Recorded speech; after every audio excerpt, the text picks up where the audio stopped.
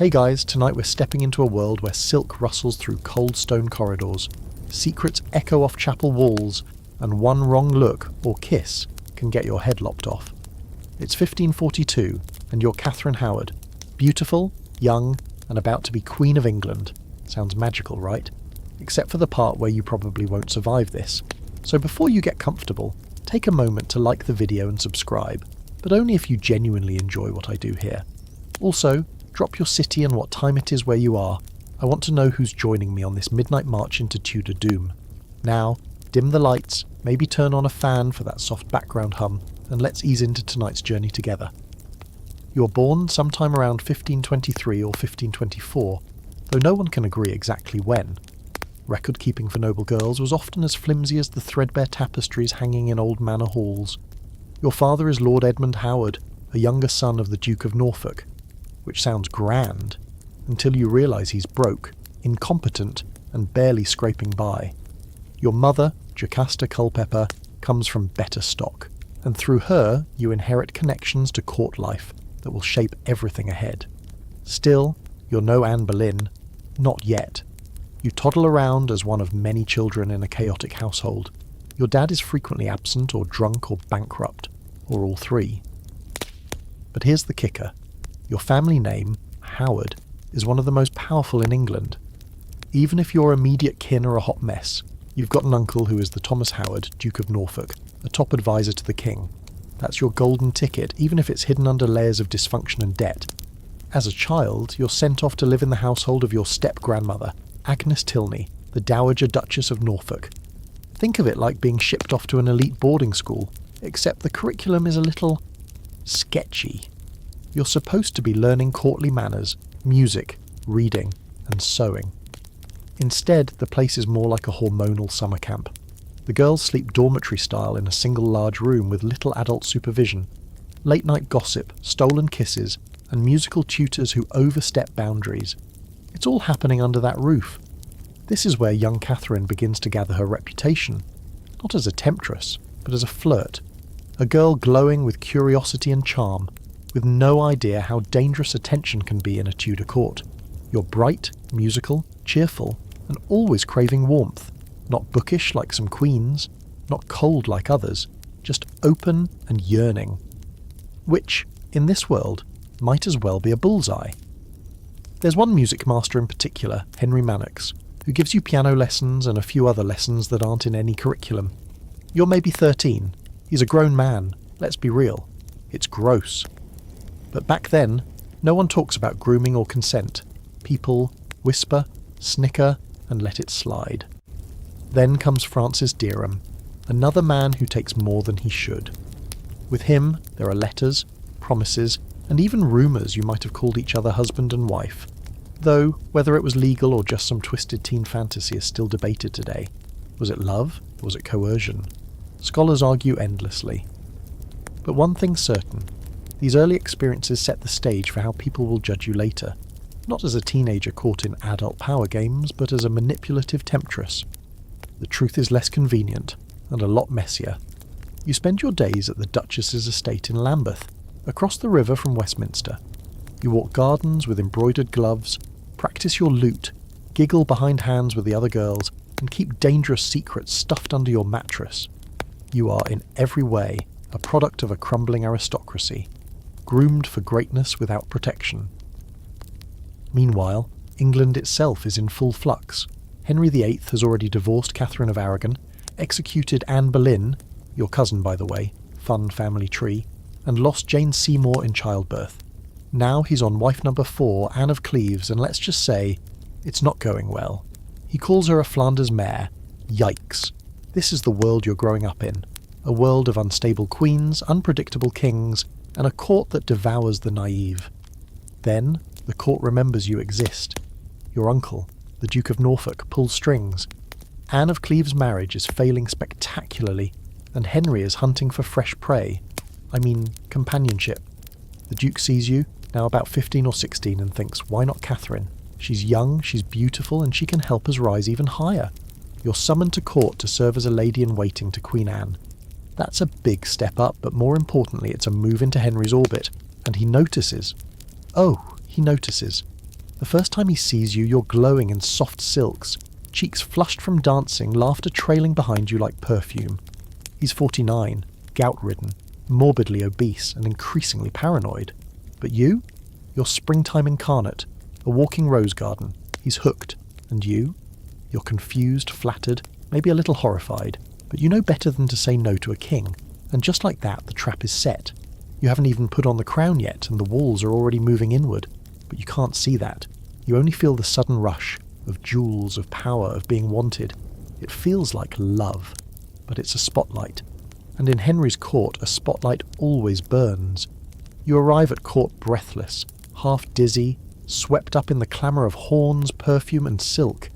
You're still just a teenager, yet everything about the palace feels like it was made to disorient you. Servants drift along the walls like ghosts. Tapestries billow when the doors swing open. Courtiers eye you not as a girl but as a piece of living, currency, your value measured in favour, beauty, and the Duke of Norfolk's political ambitions. You're here to serve Queen Anne of Cleves, Henry's fourth wife, who mostly keeps to herself. She doesn't speak much English, and her marriage to Henry is barely functioning, if you can even call it a marriage. It's widely known the king finds her unattractive. You learn quickly that her touch repels him, her laugh grates on him, and their wedding night was a complete disaster. People say he couldn't even bring himself to consummate the union. Not that anyone needed confirmation, he practically announced it to the Privy Council. That's where you come in. At first, you do your duty. You help the Queen dress, attend her at meals and smile sweetly when spoken to. But you also dance, and sing, and laugh. You're alive in a court obsessed with control. And the king notices. He sees you glide across the floor during a masque, red hair shimmering in the candlelight, your eyes wide with mischief. You don't approach him, no one dares, but he starts asking about you. Who's the pretty girl at Anne's side? Is she noble? Is she spoken for? Suddenly you find yourself summoned, not for a scolding, but for a walk with the king.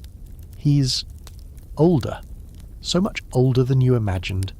His face is bloated, his breath stale, and his leg ulcer stinks.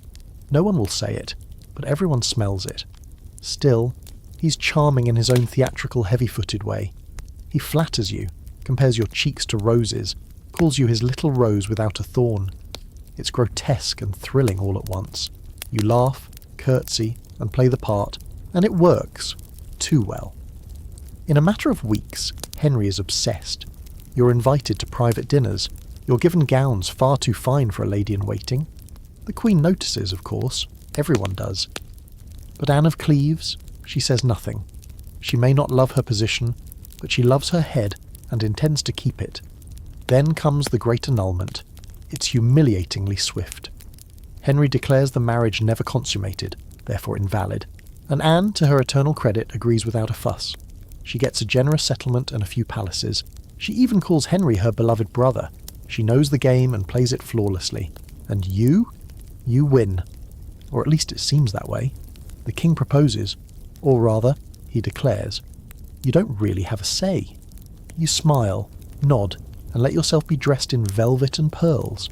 The wedding is rushed, held in a private chapel with only a few witnesses. No grand fanfare, no procession through London. Just a teenage girl becoming queen overnight and trying not to tremble too visibly. Now you're Queen of England, 17, maybe 18. You wear scarlet velvet and golden embroidery, and your hair is braided with rubies. But the crown is heavy, and it digs into your temples more than you expected. At court, everything changes. You no longer serve, you're the one being served. Everyone bows to you, calls you Majesty, and watches your every move with the eyes of serpents. The king showers you with gifts, gems, gowns, even properties. He calls you his jewel, his dove, his salvation. You smile until your cheeks hurt. But behind the scenes, you're lonely, terrifyingly so. You have no true friends. Your ladies-in-waiting, most of them chosen by your Howard relatives, are spies first and confidants never. You're expected to be obedient, pious, fertile, and always cheerful. Henry is mercurial, delighted by your laughter one day, brooding in silence the next. His leg oozes, and he needs help getting dressed. He's no knight from the fairy tales. He's a decaying monarch clinging to youth through you. You perform your duties, but no pregnancy comes. And in Tudor England, that's dangerous. A queen who doesn't produce heirs is a queen on borrowed time. The people love you at first. You're young, vibrant, and such a contrast to Anne of Cleves. But whispers begin almost immediately. Some say you're too flirtatious. Others call you reckless. You move through court with the grace of a dancer. But no one forgets your girlhood in Lambeth. Your liaisons, your past.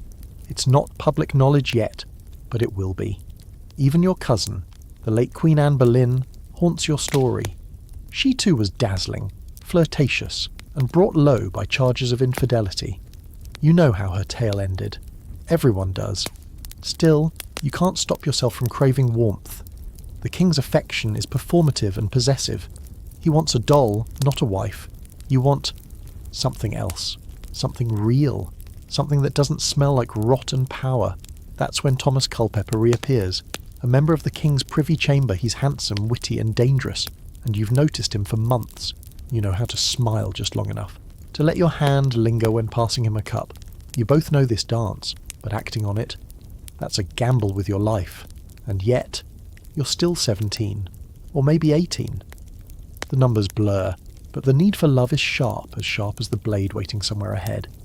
Here's the thing no one tells you about queenship. It's a performance you can never stop giving, even in private, even in tears. And when you crack the mask, when you show hunger, desire, imperfection, they'll pounce. They always do. But for now, you play your part. You smile, you curtsy, and you hope your secrets stay secrets. For now. You're deep in the palace now, deeper than any girl from Lambeth could have dreamed. Draped in brocade and rings, crowned and praised, you glide through halls that echo with flattery and danger. But underneath it all, beneath the silks and titles and shallow courtesies, you're still just Catherine. Still the girl who once laughed too loudly in a crowded dormitory. Still the girl who gave away too much of herself, thinking it might be love. And that girl hasn't gone anywhere. She's just hidden, like a fox in velvet. Now that you're queen, you have your own apartments, high-ceilinged rooms with gold-threaded tapestries, carved wooden panels, and windows that catch the pale English light just right. You hold court, receive gifts, and smile through tedious ceremonies. But when the lords leave and the candles burn low, you're alone. And not the nice kind of alone where you can read or nap. The kind of alone where the walls seem to press in and you can hear your own pulse. That's when you start making mistakes again. It begins subtly. A glance held a little too long. A question asked a little too sweetly. A chambermaid allowed too much freedom because she knows too much. Her name is Joan Bulmer, and she knew you back at Lambeth. She was there for the night whispers, the giggles, and the forbidden rendezvous, and she could ruin you with a single breath if she wanted.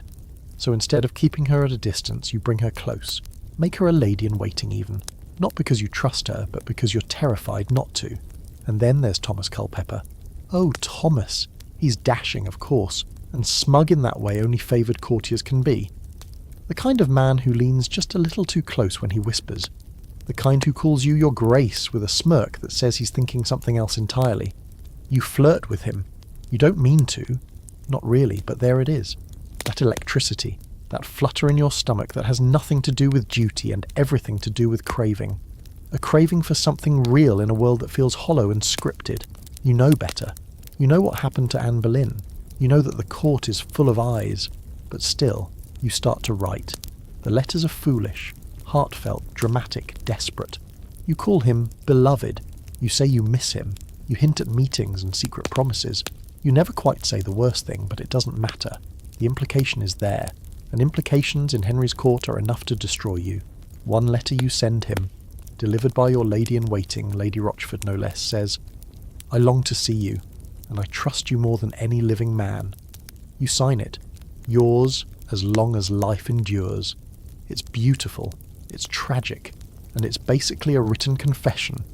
But it's not just letters, there are meetings too, arranged by Lady Rochford, who once served Anne Boleyn and seems to have learned nothing. She organises nighttime visits, short, secret ones, under the guise of talks or advice. Maybe nothing physical happens, maybe it does. No one knows for sure. Historians have argued for centuries. Was it love? Lust? Just two people clinging to something human in a palace built on control? There's no hard proof, only the fog of suspicion and betrayal. What's certain is that you were reckless, and not in the bold political way Elizabeth III would one day be. You're reckless like a teenager who thinks no one will ever find out, like someone who still believes in second chances. And in the Tudor court? That kind of hope is fatal. Meanwhile, the king is oblivious, at least at first.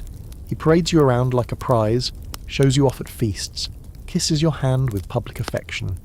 He calls you his rose without a thorn, again and again, until even your enemies gag at the phrase. But behind the scenes, people are starting to talk. The old wolves, like Archbishop Cranmer, begin to sniff something rotten beneath the perfume. Culpeper isn't exactly discreet either. He's been in trouble before, accused of rape in fact. The case was buried, but the rumours linger, and now he's getting too close to the Queen. That makes him dangerous, and interesting, and eventually, doomed. Your past too won't stay buried.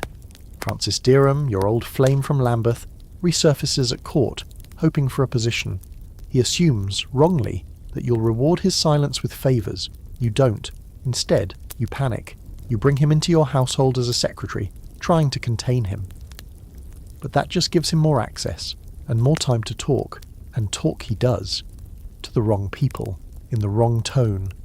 Soon, your past isn't just whispered in corners, it's carried on the lips of powerful men. Cranmer gets wind of it. He tells Henry, gently, carefully, that your virginity may not have been intact when you married him. That alone, in Henry's eyes, is treason, fraud, a betrayal of the holiest kind. Henry doesn't believe it at first. He shakes, cries, calls it slander. Then he orders an investigation. And when that investigation starts turning up letters, testimonies, confessions, everything changes. You, meanwhile, know none of this yet. You're still playing queen, still ordering gowns, still smiling for portraits, still sneaking glances at Culpeper during Mass. And every moment feels like it might burst from the weight of your secrets. One of the court's stranger rumours? That you and Culpeper met in your private chapel and carved initials into the wood of a pew. No one's ever found that pew, but the story lives on in ghost tours and gossip books. Whether it's true or not, it perfectly captures the mood. Doomed love wrapped in velvet, pretending it won't end in blood. For now, you still wear the crown, but it's slipping, and somewhere deep in the palace, a block is being dusted off, an axe is being sharpened, the king is changing, and you're still writing letters. You're standing in the centre of your own masquerade. Every day you move through the glittering halls of Whitehall like a queen out of a fairy tale. Roses in your hair, embroidery laced with gold, courtiers trailing behind you like petals, and yet you feel it in your bones. Something's off. The smiles are a little tighter, the laughter doesn't last as long, and when you walk past a group of noblemen they quiet too quickly. It's like someone's pulling a curtain closed just before you enter the room. Still, you try to ignore it. You tell yourself it's nothing, that you're just imagining things. You've gotten used to the weight of the crown and the rhythm of the court, how it rises and falls like a stormy tide. You're used to whispers, you've survived on them, but then Joan Bulmer starts acting different. The maid who once helped you hide love letters now fumbles through your jewellery box like her hands are shaking. She won't meet your eyes. Lady Rochford, your co-conspirator in secrecy, keeps dropping things, important things, like her nerve, like the name Culpeper during a half-whispered conversation that you're pretty sure wasn't supposed to include you, and when a message arrives, summoning you not to the king's side but to a private meeting with members of the Privy Council, you finally feel your stomach drop through the floor. You don't know this yet, but Cranmer has delivered a letter to Henry. In it he carefully, strategically lays out the problem. You, his young bride, his so-called rose without a thorn, might not have been the innocent he thought. Worse, you might not be faithful now. Henry's reaction is volatile. That morning he's doting. By evening he's missing from supper. The following day he cancels court entirely and vanishes into his chambers. Rumour spreads like fever. The king has collapsed. The king is weeping. The king is preparing to annul another marriage. Meanwhile you're taken aside, not arrested yet, but you're no longer free to wander the palace. The atmosphere changes instantly. Guards who used to stand at respectful attention now seem to block your exits. Your ladies are dismissed one by one. You ask questions, but no one answers. Everyone just bows and disappears. Then they come for Derham. He's seized, interrogated, and pushed so hard he folds like a card tower. He tells them about Lambeth, about the kisses and the promises, about the time he called you his wife. It's enough to send ripples all the way to the tower, but it's not enough to seal your fate, not yet. What they need is proof of adultery while queen. That's the fatal line. So they go looking for Culpeper. He resists longer. He has more to lose. But when his chamber is ransacked and letters are found, some in your handwriting, it's over. He confesses, sort of. He admits to meetings, to feelings, but insists it never got physical. That's the line he draws, trying to preserve his life by a sliver of technicality. You'll both cling to that detail later. It won't matter. Back in your apartments, time dissolves. You're not officially imprisoned, but you might as well be. The tapestries on the walls seem to press in. You stop sleeping. Food loses its taste. You replay every mistake, every look, every note, every whispered joke at a banquet, and wonder which moment betrayed you. Then it happens. Guards arrive, grim-faced, and tell you to come with them. You're arrested. They don't even let you scream. They just take your hand, strip your title, and lead you out a side door like a criminal. The palace that once adored you now seems to recoil from your very presence. Servants look away. Doors close behind you, and then you're out in the cold. You're taken to Sion House, not the tower, yet. They call it a holding location, like that makes it better. But Sion feels just as much like a prison. You're placed in a chamber with barred windows, your belongings searched, your letters seized. You're allowed no visitors except officials. Your hair, your gowns, even your jewellery, they all become suspect. And in Sion House you break. There's no dramatic collapse, no Shakespearean monologue, just silence. Days of silence. They say you weep without sound, pace the room endlessly, tear your sleeves from nerves. One morning a servant finds you curled up beneath the window, whispering your own name like you're trying to remember who you are. Because who are you now? Not queen, not wife, not even Catherine, really. Just a girl whose every secret is now public currency. A girl being dissected by councilmen like a specimen in a jar.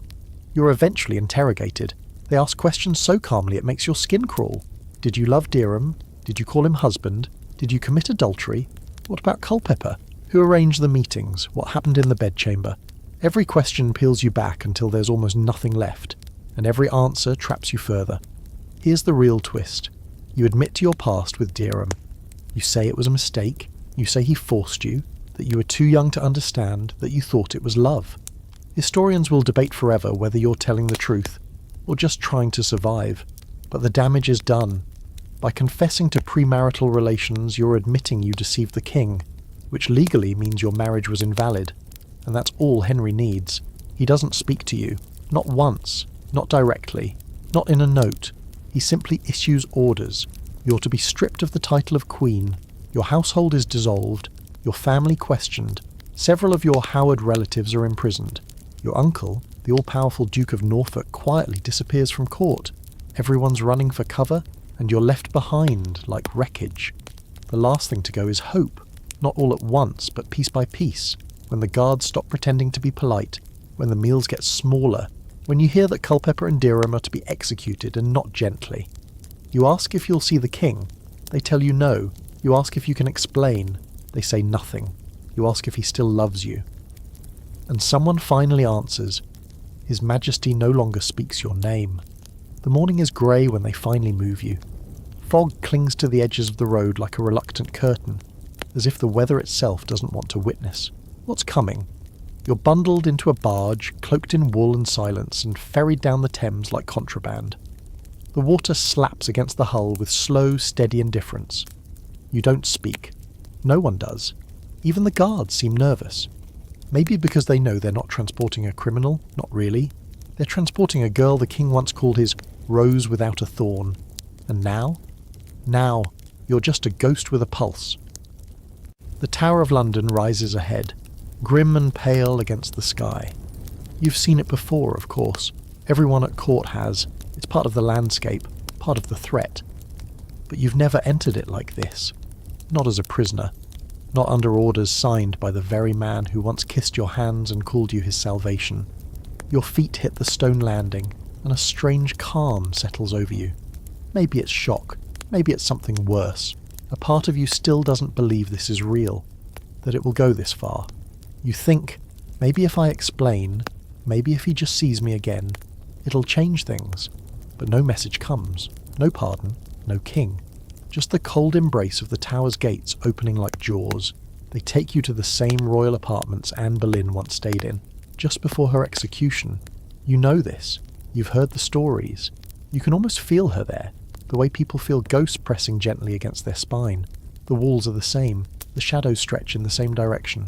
The air thick with damp history doesn't let you forget for even a second what this place is meant for. At first, you still have some comforts. A fire, a soft blanket, servants who speak gently. They haven't been told to hate you. Not yet, but you notice how they won't look you in the eye for long. You hear them whisper when they think you're asleep. About Culpeper, about Derham, about how the king cried, they say, when he first heard of your betrayal. You wonder what he's doing now, whether he thinks of you, whether he regrets anything. Probably not. Henry's brand of grief is loud and vengeful.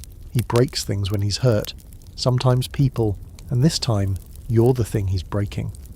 Word arrives that Culpeper and Derham are dead, executed at Tyburn. You ask how. No one wants to tell you.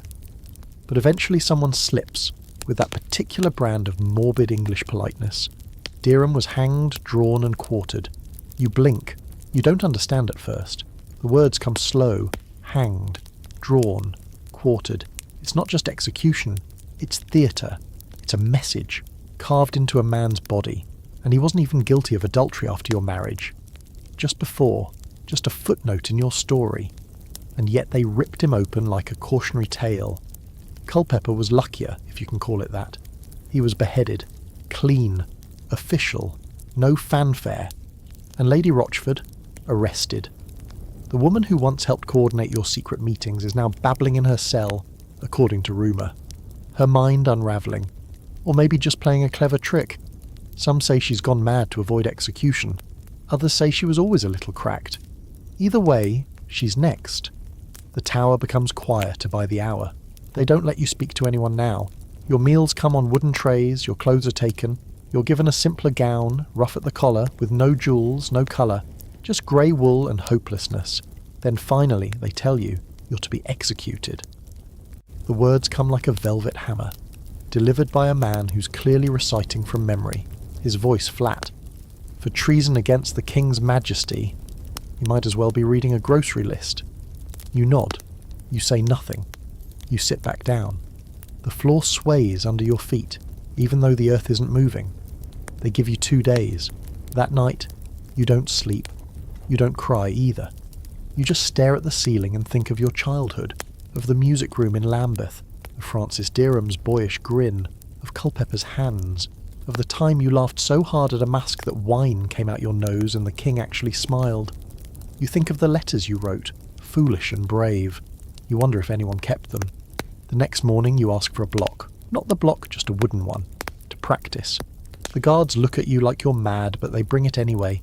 A simple thing. Not polished, just functional. You kneel beside it, again and again, teaching your body how not to tremble. You don't want to flinch. You don't want to scream. You want, if anything, for it to be quick. Later you write letters.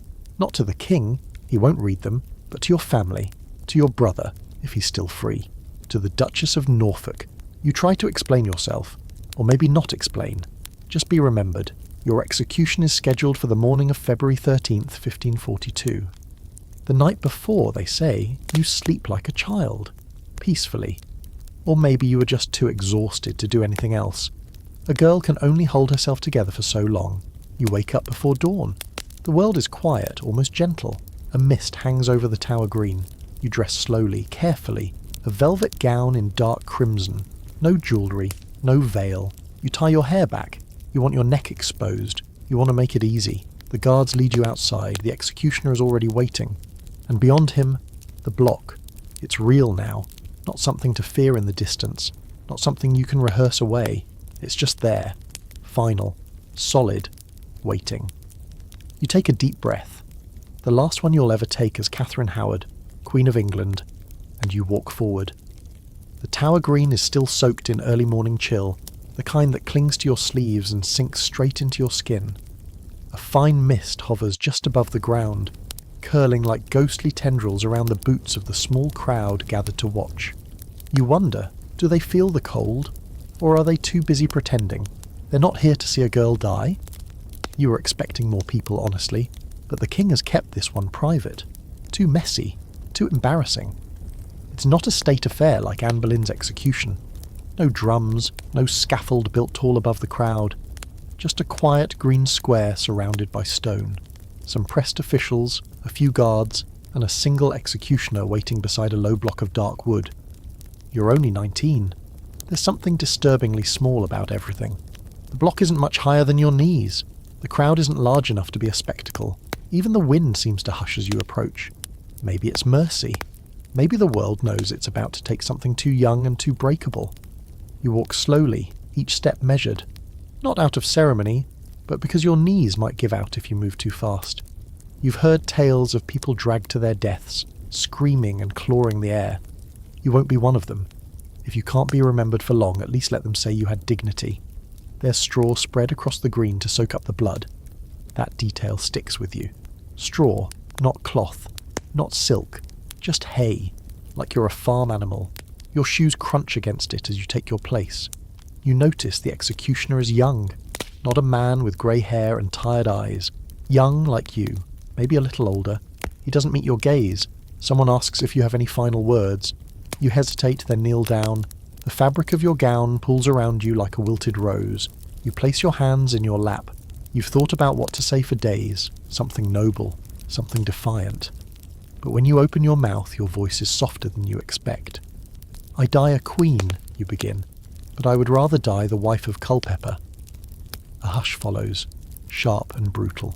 It is not the pious statement they hoped for, not a prayer, not an apology. But it is the truth, or at least, it is your truth, and you've been denied that long enough. Somewhere nearby, someone gasps. Maybe a noble, maybe a guard. The young executioner tenses, but still, no one moves. You lay your head down on the block, placing your chin just right so your neck stretches gently over the worn wood. You can smell the faint metallic scent of old blood. Someone else's, maybe many others. This block has served dozens, perhaps hundreds. You wonder if it remembered Anne Boleyn, or if it forgets the way men do. The breeze picks up. You feel it lift a strand of your hair. The ground is hard against your knees, but you don't adjust. You barely breathe. There's a pause, then a whisper of movement behind you. The sound of boots shifting in gravel. The dull drag of steel, and the slow, heavy breath of the man holding it. You close your eyes. You picture the gardens at Lambeth tangled and green, full of laughter and danger. You picture Culpeper, his smirk, his voice, the way he touched your wrist like it meant everything. You picture music, warm, summer air, a different life, one where you weren't a pawn in someone else's game, and then, with shocking clarity, you think, I wonder if anyone will say my name 100 years from now. The blade falls. They say your death is quick, that the executioner did his job well, that you didn't cry out, that your head dropped cleanly into the straw with barely a sound. Some say the body jerked once, out of reflex. Others say it didn't move at all, that you simply went nonetheless, like a candle being blown out. You don't get a tomb, not really. You're buried in an unmarked grave in the chapel of St. Peter ad Vincula, right there in the tower, just a few feet away from your cousin Anne Boleyn. Two queens who loved too much, or too wrong, or just too loudly. The king doesn't attend your funeral. He doesn't even speak of you again. A royal edict follows, declaring your name stripped from memory, your coat of arms removed from official records, your image taken down from court paintings. He marries again, of course. Number 6, Catherine Parr. Calm, educated, devout. She survives him, mostly by staying quiet. But you? You're gone. Officially erased. Unofficially, though, that's where things get interesting. People whisper. They always do. The court that buried you in silence keeps bringing you up when it thinks no one's listening. Ladies tell tales to their daughters about the young queen who died for love. Servants mutter that they still hear screams near the chapel on foggy nights, that a figure in crimson velvet runs through the corridors, headless, mourning. A few decades later, a play emerges, anonymous, featuring a tragic queen who dies with her heart broken and her secrets intact. Scholars will argue if it was about you. Others say it was Anne. But either way, your ghost is on stage now, and in time, they'll write you back into history. Not as a cautionary tale, not just as Henry's fifth wife, but as Catherine Howard, the teen queen who dared to love while wearing a crown sharpened with expectation. Even if your body was buried like refuse, your story refuses to lie still. And in the end, that's something. The court doesn't pause, it never does. Even as the straw is still damp with your blood, servants are already scrubbing the block clean, and tailors are stitching gowns for the next queen. Because there's always a next queen. That's how Henry works, like a man shopping for something that fits, discarding one when it rips or stains or speaks too much. The palace doesn't mourn, it reorganises. You, however, are not so easily wiped away. Even in death you linger.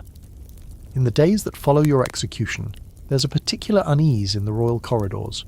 People speak more softly, ladies cross themselves more often. Henry retreats further into isolation, barely emerging except for state matters. He doesn't smile, he doesn't sing, he spends long hours staring at tapestries or mumbling to himself about betrayal and how deeply, deeply alone he is. He keeps telling people he was tricked, deceived, played for a fool by a girl who pretended to be pure. The old guard nods, murmurs sympathies and silently moves on. But others, they remember you differently.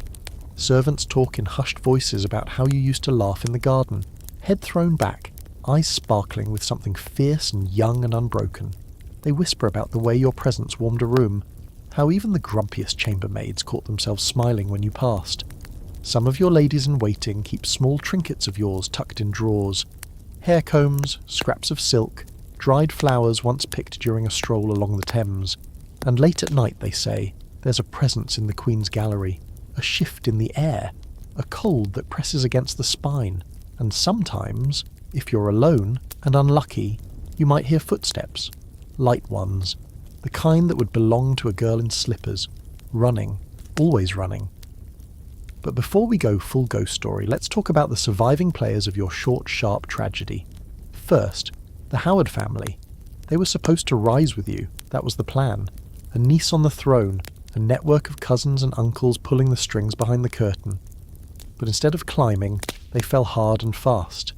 Your uncle, the all-powerful Duke of Norfolk, distances himself so quickly it's almost comical. He denounces you, claims ignorance, begs mercy. He survives. Barely. But other Howards aren't so lucky. Many are arrested, some are executed. The family's name becomes a cautionary whisper for years. Then there's Lady Rochford, Jane Boleyn, your accomplice, the architect of your secret meetings with Culpeper. She's brought to trial not long after your death. But there's a problem. She's broken, mentally unravelling according to every guard who speaks of her.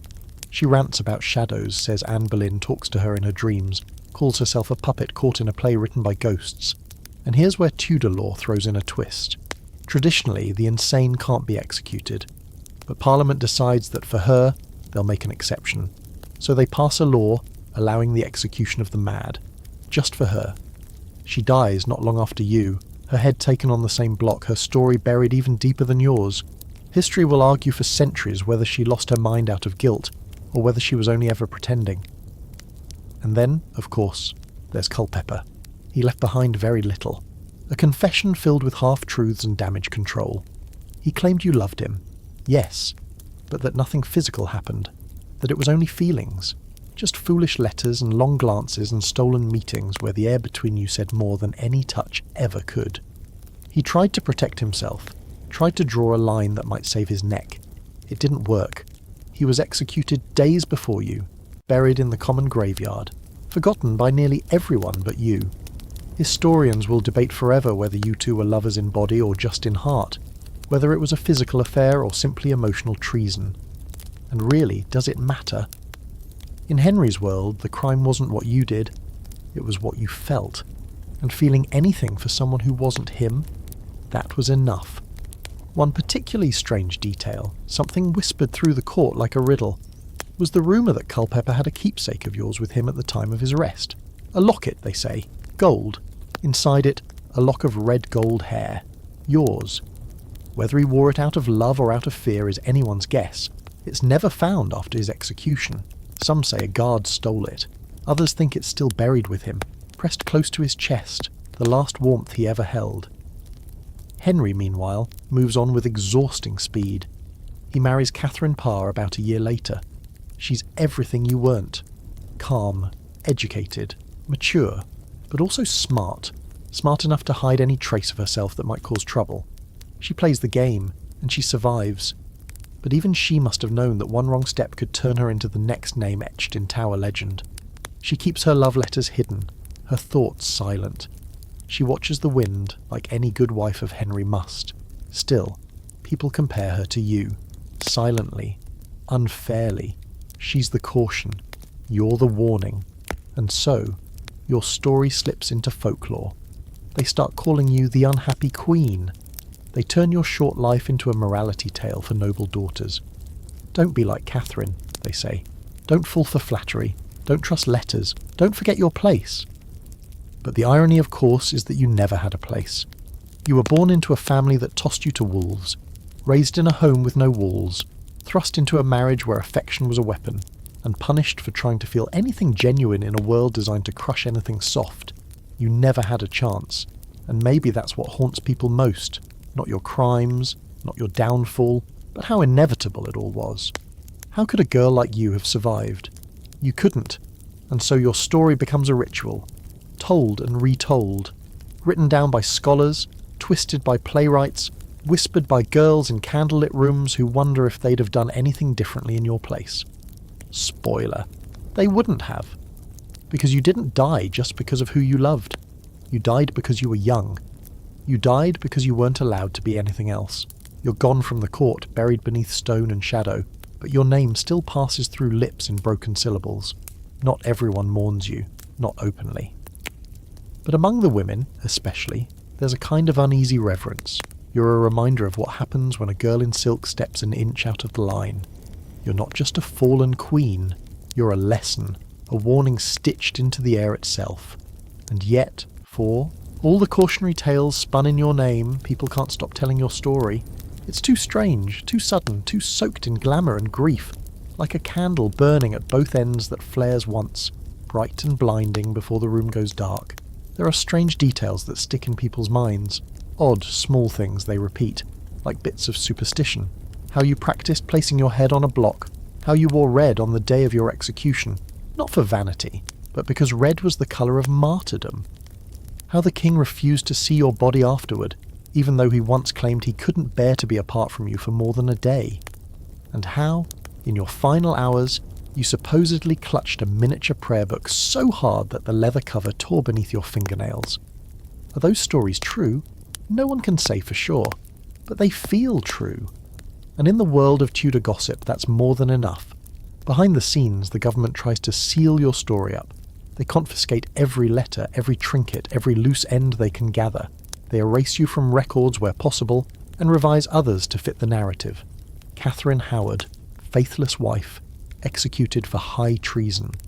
That's the version Henry prefers, that's the official version, the one to be handed down to future courts, to future kings. But it never quite sticks, because people remember. They remember your laugh, your grace, your terrifying brilliance. They remember the way the king softened when you entered a room, and how different everything felt just for a moment. You weren't like the others. You weren't a diplomat like Catherine of Aragon, or a fox like Anne Boleyn, or a saint like Jane Seymour. You weren't calculated. You were alive, radiantly, recklessly alive. And the court couldn't handle that. Not in a girl, not in a queen. But let's rewind, just for a moment. Back to the beginning. Before the crown, before the secrets, before your name was whispered behind gloved hands. What if, at 13, someone had noticed? What if someone, anyone, had pulled you aside at Lambeth and said, "This isn't love, you're being used"? What if your family had protected you instead of pushing you forward like a pawn on a blood-stained chessboard? What if Henry had chosen someone else? What if Culpeper had walked away? It's tempting to play that game, the what-if game, a pastime of historians and romantics alike. But the reality is, in the Tudor court, there were no clean choices, just variations of danger, and you, Catherine, danced into the fire with your eyes wide open, and no one ever bothered to ask if you understood the rules. One debate that still fuels late-night scholarly arguments, preferably over wine, is whether you were a victim of grooming or a dangerous flirt who manipulated the king. There's no clear answer. You were both, and neither. You were a teenager, not a child, not a woman, just a teenager, trying to survive in a world that treated innocence as a crime and experience as treason.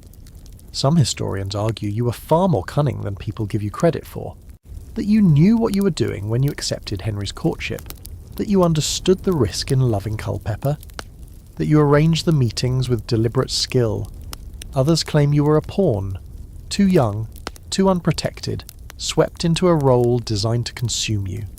The truth probably lives somewhere in the uncomfortable middle, and maybe that's why your story still haunts people, because it refuses to be neat. You weren't the virgin queen. You weren't the seductress. You were something far harder to classify. Back in the tower, a peculiar thing happens. After your execution, several staff members report hearing footsteps in the corridor outside your former rooms. At first, they laugh it off. Old stones settling, or perhaps a guard's imagination. But then it happens again, and again. Always just before dawn, always light, like slippered feet. Some claim to see a blur of red disappear down the hallway. Others refuse to sleep in that part of the building ever again. Eventually the room is sealed off for maintenance, which in Tudor speak translates loosely to "we're too spooked to deal with this." And so, the legend of your ghost is born. The Screaming Queen, they call you. Later, as ghost stories pass through generations, your tale becomes a staple of tower tours. Guides tell wide-eyed tourists that your spirit can still be heard running toward the chapel door, begging for mercy even after death. That your voice echoes in the stone itself, that you're not at peace. It's a bit theatrical, yes, and perhaps unfair to reduce your life to a haunted hallway. But there's something fitting in it too, because you were always running, toward love, toward danger, toward something that felt like freedom, even if it killed you. Outside the tower, your name begins to drift into literature. Anonymous poems, ballads sung by minstrels, some tragic, some scandalous, some wildly inaccurate. A century later, writers will tinker with your story, moulding it into cautionary drama. You'll become a stock character, the beautiful girl who rose too high, fell too fast, and left a mess in her wake. But in secret corners of court, there are still those who speak of you with something like fondness, not admiration. No one dares go that far, but something closer to grief. The queen who laughed too loudly, the queen who wrote love letters in a palace made of knives, the queen who for a few brief months reminded everyone what joy looked like before it was crushed under the weight of expectation. And what about the king?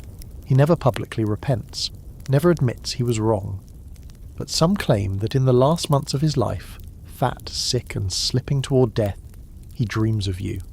That he murmurs your name when no one's listening, that he once ordered a locket burned, but changed, his mind at the last second, that, somewhere in the haze of decay and memory, he remembered the girl who danced for him in scarlet and laughed like she believed in forever. By now your name has become a kind of soft echo, not quite silenced, not quite alive. It drifts through Tudor history like a feather caught in a draught, rarely landing but always present. Every few years someone picks it up again, a playwright in need of a tragic heroine, a historian flipping through half-burned letters, a schoolgirl reading about queens and stopping just for a moment when she reaches yours. They wonder what it felt like, to be chosen, to be worshipped, and then destroyed.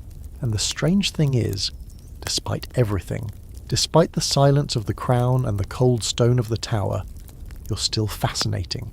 You, Catherine Howard, a girl whose reign barely lasted 2 seasons, continue to occupy a strange, glittering little corner of England's collective imagination, because your story doesn't follow the rules. You weren't great, you weren't terrible, you weren't long-suffering or gloriously victorious, you were just real, messy, beautiful, heartbreakingly doomed. Some say that's why you linger, not just in ghost stories, but in memory.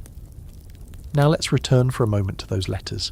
The love notes, the whispers scratched into paper by candlelight, folded tight and passed between hands like stolen fruit.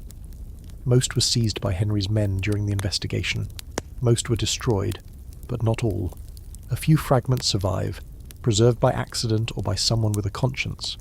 One line, attributed to you, reads, "My heart is with you always in this place where I cannot be." It's simple. Too simple. Some scholars think it's a forgery, a romantic flourish added by later writers. Others insist it's yours, a final echo before the silence. And that brings us to the ultimate question. What was it really like to be you? To be Catherine Howard, Queen of England, and know that your crown sat on a knife's edge? That every smile, every dance, every whispered word could become evidence? Imagine trying to sleep with that weight. Imagine trying to love anyone at all. You lived in a world where youth wasn't innocence, it was liability. You were punished not just for loving the wrong man, but for daring to act like you could love at all. As if emotion was a weapon, as if warmth itself was treason. And for all the careful records the Tudor court kept, every banquet accounted for, every title inked and filed, there are still things no one can explain. Like why you kept writing Culpeper after things started to unravel, why you trusted Lady Rochford, why you didn't run, why, in those final days, you never once begged the king for mercy. Some say it was pride, others say you knew he'd already made up his mind.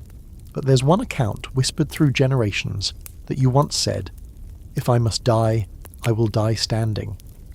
Not kneeling, standing.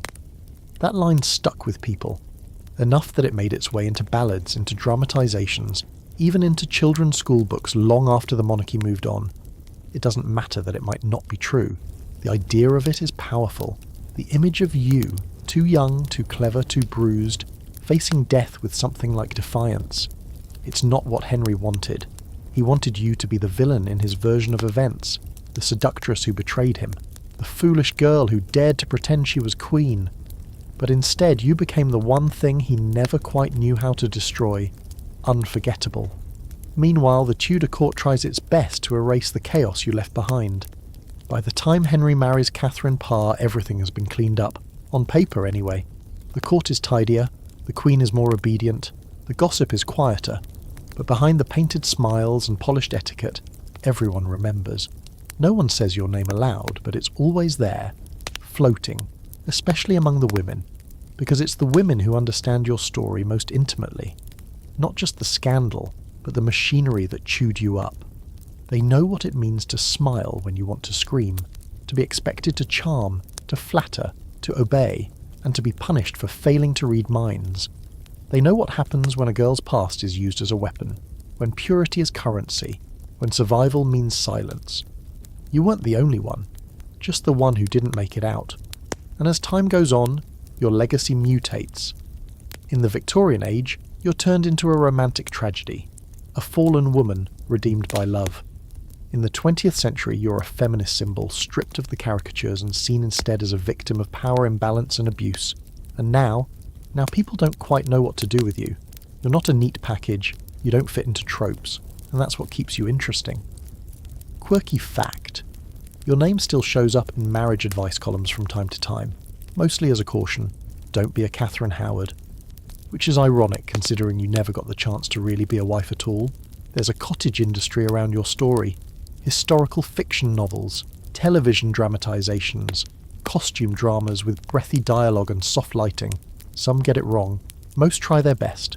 They show you as clever, naive, sensual, tragic, manipulative, loyal. They argue about your motives like courtroom lawyers, but every version ends the same. On that block, in that gown, with a line, real or imagined, that people still quote centuries later. I die a queen, but I would rather die the wife of Culpeper. True or not, it haunts people. Because it wasn't just about Culpeper, it was about being seen. He saw you, maybe the only one who ever really did. And in a world where women were traded like property, that kind of recognition could feel like salvation. Or at least like something worth risking everything for. So, no, you weren't perfect. You weren't innocent. You made bad choices. You were impulsive and sometimes foolish. But you were also brave. You reached for something human in a world that demanded you be ornamental. And that's not a crime. That's just being alive. It starts with one letter. Just a curious scholar, centuries later, poring through dusty files at the British Library, stumbling across a marginal note in a half-forgotten document. The name Catherine Howard scribbled in tight rushed ink beside a date. Nothing groundbreaking, just a ripple. But it leads to another, then another. And soon, You're resurrected not by royalty or fanfare, but by footnotes. Modern historians begin to reframe your story, shifting the lens from scandal to tragedy, from treason to trauma. They start asking the questions no one dared in the 16th century. What were the power dynamics between you and the men in your life? How much agency did you really have? How does a girl, barely a woman, survive a court that feeds on desire and punishes it in the same breath? You become a case study, a symbol, a teenage girl navigating the firestorm of Tudor politics without armour. Your name shows up in university lectures, TED Talks, even podcasts with snappy titles like Queens Behaving Badly or Royal Rebels and Victims. People want to understand you now, maybe even redeem you. And as your image shifts in the public imagination, it becomes clear that you're more than just a cautionary tale. You're a mirror, because your story asks a very modern question. What happens when a girl is punished for being seen as too much? Too flirty, too open, too young, too alive?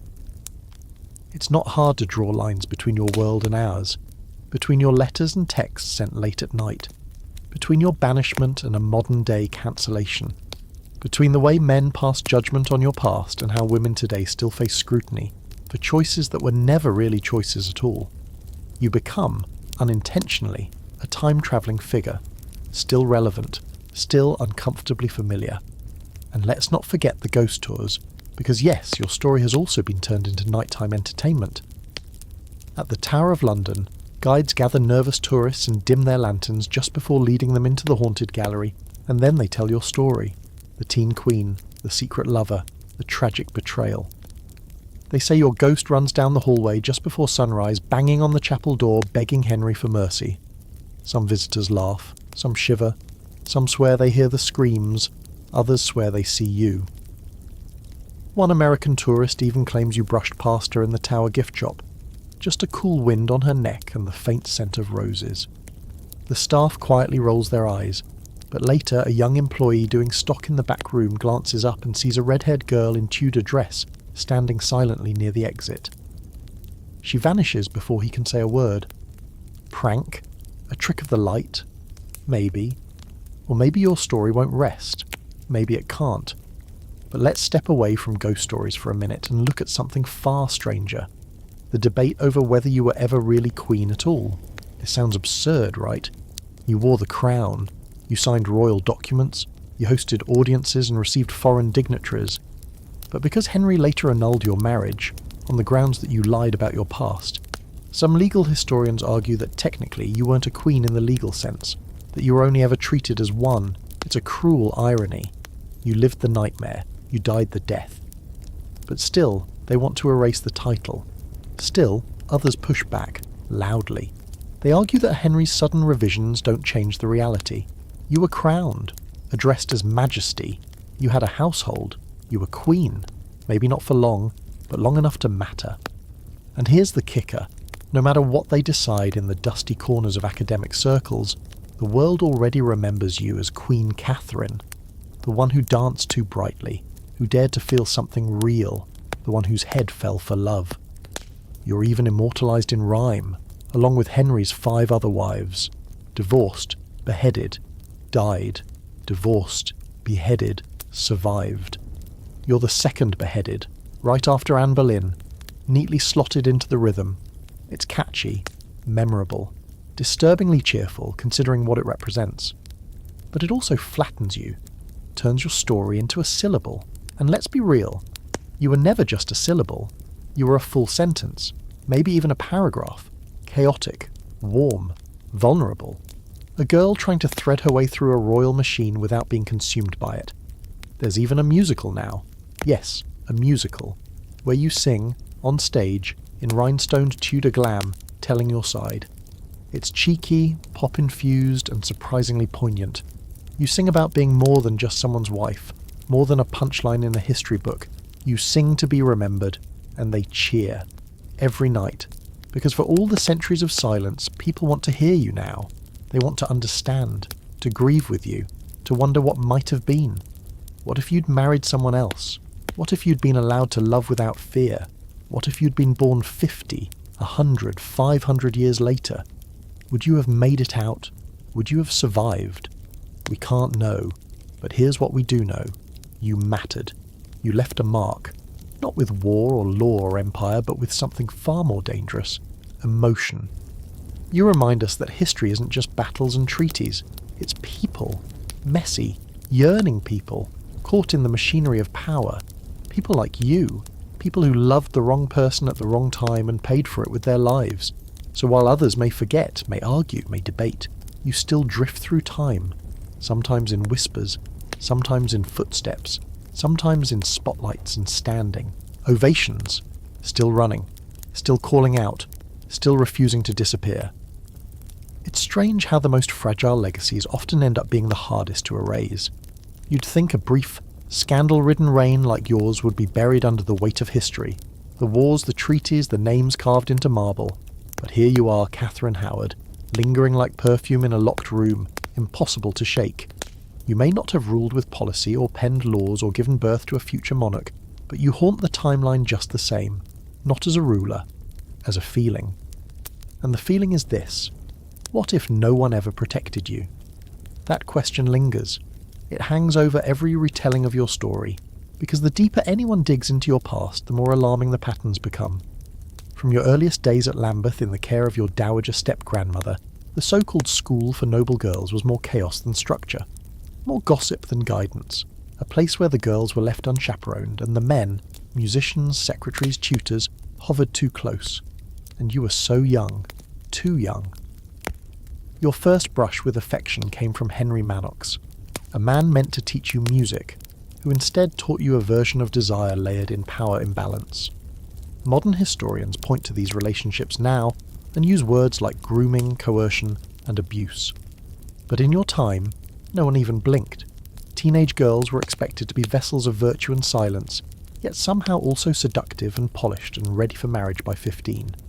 You were set up to fail from the start, and no one, not your family, not your household, not the crown, stepped in to stop it. It's easy to call you reckless. It's harder to admit that you were never given the tools to navigate what came at you. Because while your fall is famously fast, your rise is even faster, and it's built on an illusion. One moment, you're just a teenager playing court games behind Queen Anne of Cleves. The next, you're the king's new obsession, and the speed of it all is dizzying. You become Queen of England in a matter of months, your entire world transformed from candlelit music rooms to royal processions, from dormitory whispers to a palace full of surveillance. What you never had, not once, was time. Time to grow, to learn, to recover from anything. The court pushed you from one performance to another, and you, eager to belong, to be loved, gave them what they wanted. You smiled, you laughed, you pretended, until pretending felt like the only thing keeping you upright. And into that performance walked Thomas Culpeper. Let's talk about him, because it's tempting to cast him as the great love of your life, the tragic, forbidden figure you died for. And sure, that story sells. It has the makings of a romance novel, secret notes, moonlit meetings, a queen risking it all for a man who wasn't her husband. But the truth? It's murkier than that. Culpeper was charming, yes, handsome, clever. He had the king's favour and knew how to use it. But he wasn't innocent. He had a past of his own, one that included a disturbing accusation of assault that was quietly buried by his status. Not exactly Prince Charming, and yet you were drawn to him. Maybe because he looked at you like you were a person, not a symbol. Maybe because he made you feel real, for once, instead of just watched. Or maybe because, like so many teenagers in impossible situations, you mistook danger for intensity. Who knows? What we do know is this. Whatever happened between you and Culpeper, it wasn't treason in the way the court defined it. You weren't trying to steal the throne. You weren't plotting betrayal. You weren't even trying to leave. You were just trying to feel something human inside a palace that stripped all of that away. But feeling, in Henry's court, was a capital offence. And when your secrets surfaced, first Derham, then Culpeper, then Lady Rochford's whispered confessions, it all collapsed at once. The love letters were read aloud, your past was dragged into the daylight, and the king, humiliated yet again, chose fury over forgiveness. He needed someone to blame, and it sure as hell wasn't going to be himself. There's an old record from a court servant that claims the king staggered and wept when he first heard of your betrayal, that he was so overcome with grief that he could barely walk, that he wailed to God about being cursed with disloyal wives, but no matter how dramatic the display, it led to the same ending. He didn't ask for clarification, he didn't allow a trial, he signed the warrant, and then he turned away. Not a letter, not a visit, not even a word. You, who once lit up his table, were now a locked chamber in his memory. And the court took its cue. You became the whore queen. Your name whispered like rot. But here's the strange thing. You still had defenders. Quiet ones, of course. No one spoke up loudly in Henry's England. But in corners, people questioned.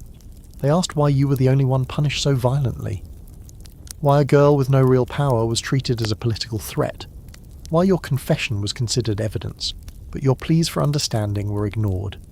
Even now, scholars argue, were you complicit or were you cornered? Was your execution justice or a cover-up? The truth is, you weren't executed for betrayal. You were executed to erase the king's shame, to close the wound quickly and bury the body before it stank up the court. But bodies like yours, they don't stay buried.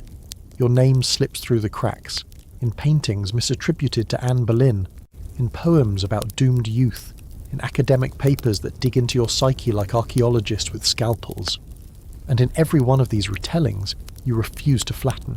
You remain messy, complicated, alive, a teenage queen who made the wrong choices, yes, but who never had the right ones to begin with. And maybe that's why you're remembered. Not as a villain, not as a hero, but as something harder to define. Human. He knows it's over the moment the letter hits his desk. A scrap of parchment folded twice, the wax seal already cracked from trembling fingers. Archbishop Cranmer has written carefully, methodically, laying out the accusations like a surgeon revealing a tumour. It's not just gossip anymore, it's a formal charge. Catherine Howard, his queen, his blossom in springtime, has betrayed him. Henry doesn't read it all at once. He sits there, alone in his chambers, his ulcerated leg throbbing under layers of linen and royal embroidery, and stares at the ink like it might rearrange itself. When he does finally read the words like unchaste, pre-contract, adultery, he doesn't react the way you might expect a king to. Not at first. No shouting, no slamming fists, just silence. He stares at the fire until it burns a hole in his vision. You've hurt him. Or rather, he feels hurt. And what Henry feels becomes truth, no matter what actually happened. His anger simmers, but beneath it is something colder. Humiliation. The realization that he, the most powerful man in England, has once again been played for a fool. First Anne Boleyn, now you. It's like history is mocking him, using the same script, just a new actress. He retreats from court for days, refuses visitors, cancels meetings, his appetite disappears, his bed goes unslept in. Some say he weeps, loud, dramatic, animalistic sobs that echo through the palace corridors like a storm trapped indoors.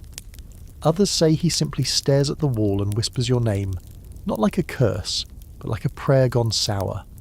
Eventually the fury comes, not the loud kind, but the deadly kind. He doesn't pace or shout or smash goblets. He writes, orders, signs, delegates the unravelling of your life with the clinical efficiency of a butcher who knows exactly where to place the knife. He sends men to question your old companions. He has your household stripped down, letters confiscated, witnesses summoned, and he refuses to see you. Not once, not even when you ask, not even when you beg, because in Henry's mind you're already gone. You're not his wife anymore. You're the reason he's ashamed, and Henry does not do shame. He replaces it with rage. This is the part no one talks about. The performance of male power when wounded. How instead of confronting pain, it transforms into destruction. You broke his illusion, and now he has to break you. And so he does. Behind closed doors, Cranmer conducts interviews. You're questioned, pressed, pushed. Every word is recorded, twisted, flattened into something usable. They want confirmation of sin, of conspiracy. But more than that, they want justification. Something to make the blood look clean. Something to print on the scroll when your head rolls across the tower green. But even then, even as your world is crumbling, there's still a part of Henry that wants to not do this. That part is small, smothered under bruised pride, but it exists. Maybe he thinks of the night you danced for him in scarlet velvet, of your laughter in the garden, of how you once kissed his cheek and whispered, "You look strong today, my lion." Those memories sting, and so he turns them into evidence of your deceit. He convinces himself you must have planned this, that you seduced him with false charm, that Culpeper was a plant, that your Howard relatives orchestrated the whole thing to infiltrate his court and corrupt his throne. And once Henry believes that version, there's no going back. He calls it treason. And with that word, you're doomed. He has the council draw up charges, as the clerks prepare warrants, as the headsman notified, all without seeing your face, not once. Meanwhile, you sit in your chamber, a queen without a crown, watching the candle melt and trying not to imagine the block. You ask your ladies if he's sent word. You hope for a letter, a message, a second chance. But nothing comes. Just guards, cold meals, the sound of footsteps echoing through the stone. The day Cranmer visits you after the first wave of accusations. You think for a moment that he's come to help. He speaks gently, with the same voice he uses at Mass. He listens as you talk about your past, about Lambeth, about Dereham. You try to explain, to make it all sound like innocence lost, not treason, but his face doesn't change. He thanks you, bows, leaves, and then you hear nothing for days, until the screaming starts. It's not yours, it's Rochford's. Her voice through the tower walls, shrill and broken, calling out to Anne Boleyn like she's still alive. "They've come again," she sobs. "They're here for my head this time." You press your hands over your ears, but it doesn't help. The sound lives inside you now, and when news reaches you that Culpeper has confessed, to the letters, the meetings, everything but the consummation, you don't cry, you don't scream. You just sit very still and whisper, "He tried to protect me." Maybe it's a lie. Maybe it's a hope. Maybe it's just the last thing you have left. By the time the charges are read aloud to Parliament, you're no longer a queen. You're not even Catherine. You're that woman. A danger to the realm. A stain on the monarchy. A cautionary tale already taking shape while you're still breathing. And Henry? He celebrates Christmas that year with fireworks and feasts. Musicians play. Wine flows. He laughs again. He laughs. Because it's over. You've been erased. And in the twisted theatre of royal image, that's a victory. But here's the thing about erasure. It never really works. Not with people like you. People who burn too brightly to stay hidden. Because while Henry moves on, history doesn't. It leaves fingerprints, fragments, a note here, a portrait there, a name whispered by the wrong servant, at the right time, and slowly, the outline of you begins to reappear. Not perfect, but human. Not pure, but unforgettable. You've never seen the inside of the Tower of London quite like this. Before, it was just scenery. Grim stone behind your barge as you drifted past on the Thames. A place for other people, unfortunate people. A warning in the background. But now, it's not background anymore. It's your world. You're led through a narrow gate by armed men who say nothing, and the air is colder inside the walls, like the stone has sucked the warmth from every moment that's passed here. You look up, half expecting to see someone watching from a window. You hope, irrationally, that it might be Henry. That maybe at the last second he'll see your face and remember you not as a mistake but as a person. No one's watching. You're escorted not to a cell, but to the same royal apartments where Anne Boleyn once stayed before her death. That irony isn't lost on you. You're in her rooms, your cousin's rooms, walking the same floors, breathing the same thick, damp air. Somewhere, in the cracks of the walls, maybe her voice still lingers. Maybe the tower keeps all your secrets and all your screams. The guards aren't cruel. They don't shout. They don't mock. But they don't look at you either.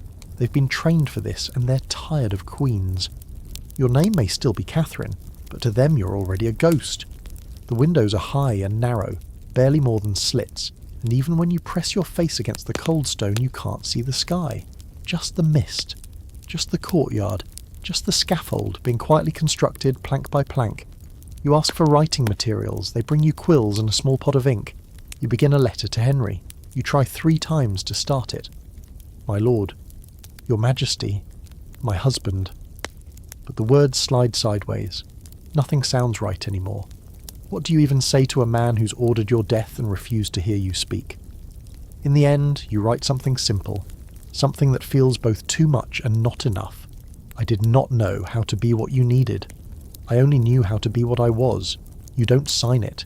You don't send it. You burn it over the tiny fire they allow you at night, and the smoke curls toward the ceiling like a last breath. Word trickles in from outside, not in full sentences, but in fragments from the lips of guards, whispers from servants bold enough to pity you. Culpeper confessed, they say. Lady Rochford is unwell. Derham, well, you already know. You can feel it, like something in your chest has collapsed. And the king? He's hunting, eating, planning his next marriage. Someone brings you the details of Derham's death. Hung, drawn, and quartered. His insides pulled from his body while he was still breathing. You don't eat that night. You don't speak for 2 days. Your own death is coming. You can feel it moving, toward you, like a fog. But the tower doesn't tell you when. You just wait, like a note held at the end of a song waiting to resolve. There are mornings when you wake and think, this is it. And then the hours crawl by and no one comes. And there are nights when you dream of the axe, not just the sound of it, but the final moment when your breath ends, and you wake up gasping, your hands pressed to your throat. Then, at last, the warrant arrives. They don't read it aloud. They don't need to. You see it in their faces when they walk into your chamber, stiff, silent, avoiding eye contact. One of the officials places the parchment on the table, neatly, like it might shatter. You don't touch it. They tell you your execution will take place in the morning.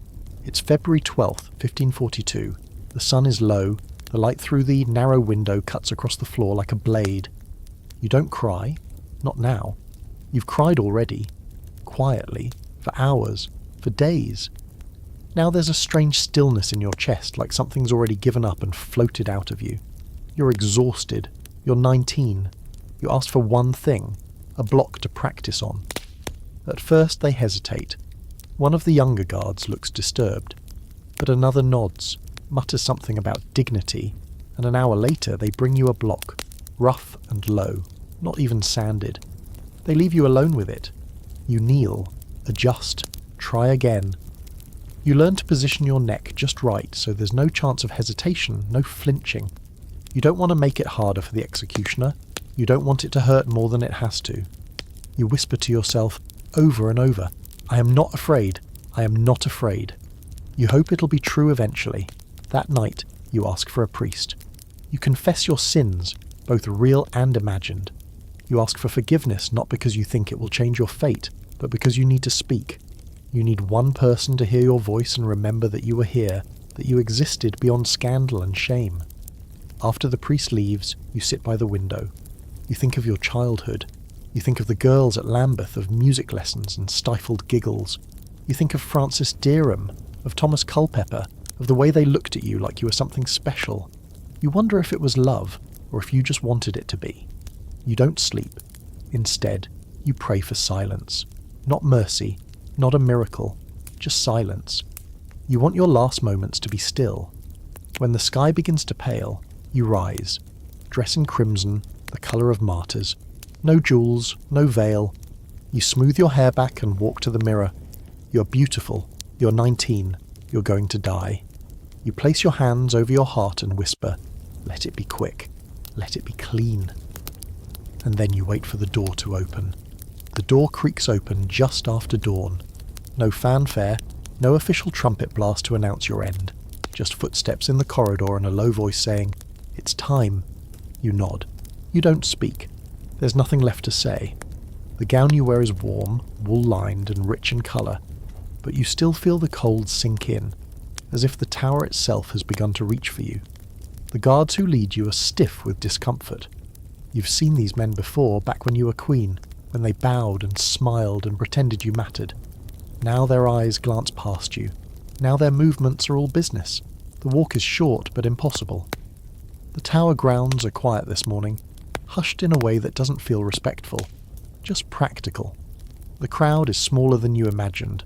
A handful of officials, guards, servants and nobles pretending not to look directly at you. The king didn't want a spectacle. No grand public execution, no messy display. You're to disappear with the same silence that has followed you since your arrest. The scaffold waits at the centre of Tower Green, low, clean, newly built for you. Straw scattered around its base. You try not to look at the block until the last possible moment, but it draws your eyes anyway. It always does. It's not large, just a plain slab of wood, slightly stained, the grain smoothed by many hands and many heads. Someone has placed a cloth over it, as if that will make it gentler. You climb the steps with a surprising steadiness. Maybe it's because you practiced. Maybe it's because you've spent so long anticipating this that the moment itself feels almost unreal. The wind curls around your legs. The sky above you is pale, colourless, like a washed-out painting.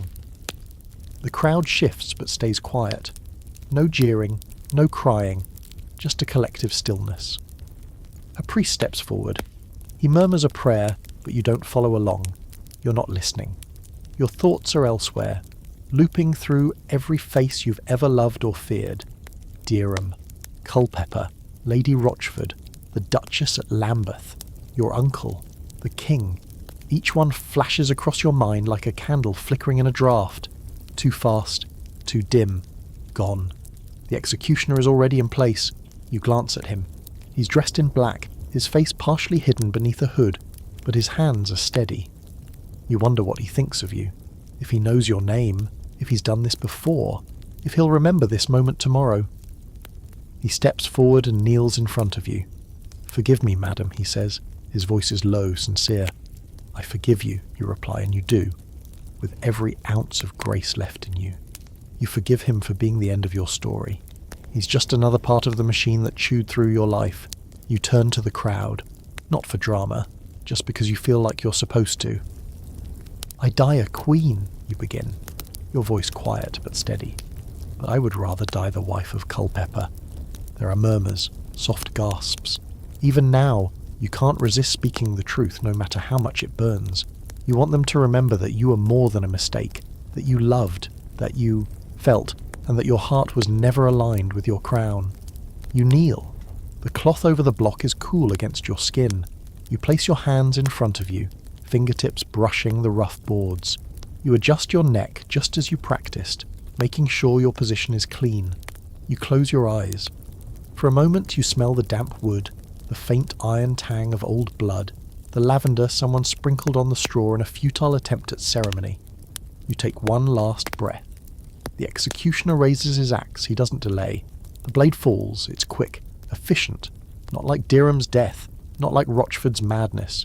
Yours is merciful in its way. One strike, and then silence. The crowd exhales all at once. Some avert their eyes. A few cross themselves. A man in the back turns and leaves without a word. They wrap your body in linen and place your head beside it, then carry you to the chapel of St.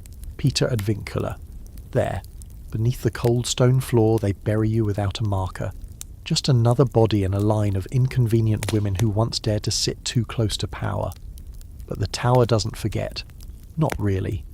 Years from now, guides will tell tourists about the screaming ghost in the hallway near the Queen's house. About the girl in red who runs toward the chapel calling for mercy. Some say they've seen you through the windows at night, your hair loose, your gown billowing like fog. Some laugh. Others refuse to walk that corridor alone. The official records will list your name as Catherine Howard, 5th wife of Henry VIII. No titles, no epitaph, no plaque. But people will remember. Not all, not most, but enough. Enough to whisper, enough to write, enough to argue about your innocence, your guilt, your impossible choices. You, the teen queen, the laughing girl, the ghost. Your name will be spoken in bedrooms, classrooms, theatres. It will be written into scripts and stitched into costumes and softly recited beneath painted portraits that may or may not even be yours. And centuries later, when someone says your name, it won't be with scorn. It will be with wonder. Because even in death, especially in death, you refuse to vanish quietly. You burned. And burning things always leave light behind. The tower returns to quiet after you're gone. That same hollow, resigned silence that always follows an execution. A few servants sweep the scaffold clean. The straw is gathered, the block removed. It's like resetting a stage. One moment you're the centrepiece of an unfolding tragedy. The next, you're scenery that's been packed away. But the air doesn't forget. It holds on to things. Whispers. Footsteps. the lingering scent of lavender that someone foolishly sprinkled in hopes of disguising death with perfume.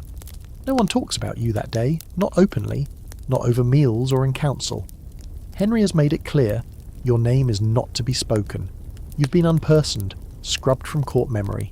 Some portraits are taken down, others are relabelled. The musicians who once played at your feasts are reassigned. The Queen's apartments are locked. Even the hound you favoured, an elegant white spaniel with sad eyes, is given to a distant lady-in-waiting with no interest in pets. Everything that was yours becomes someone else's or no one's at all. But of course, that's not the end.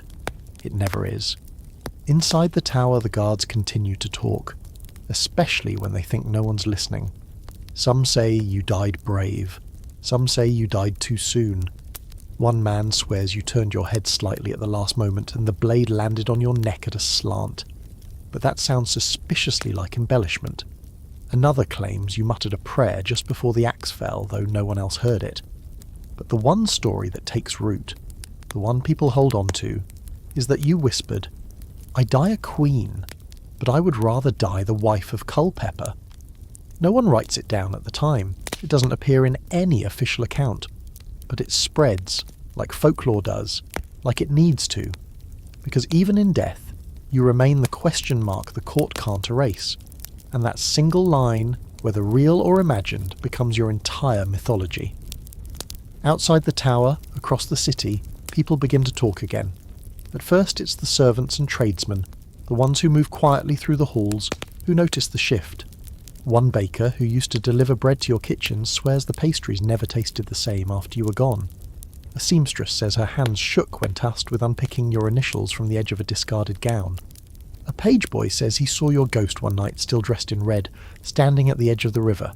Then come the nobles. At first they pretend they don't remember, that you were just a mistake, a phase.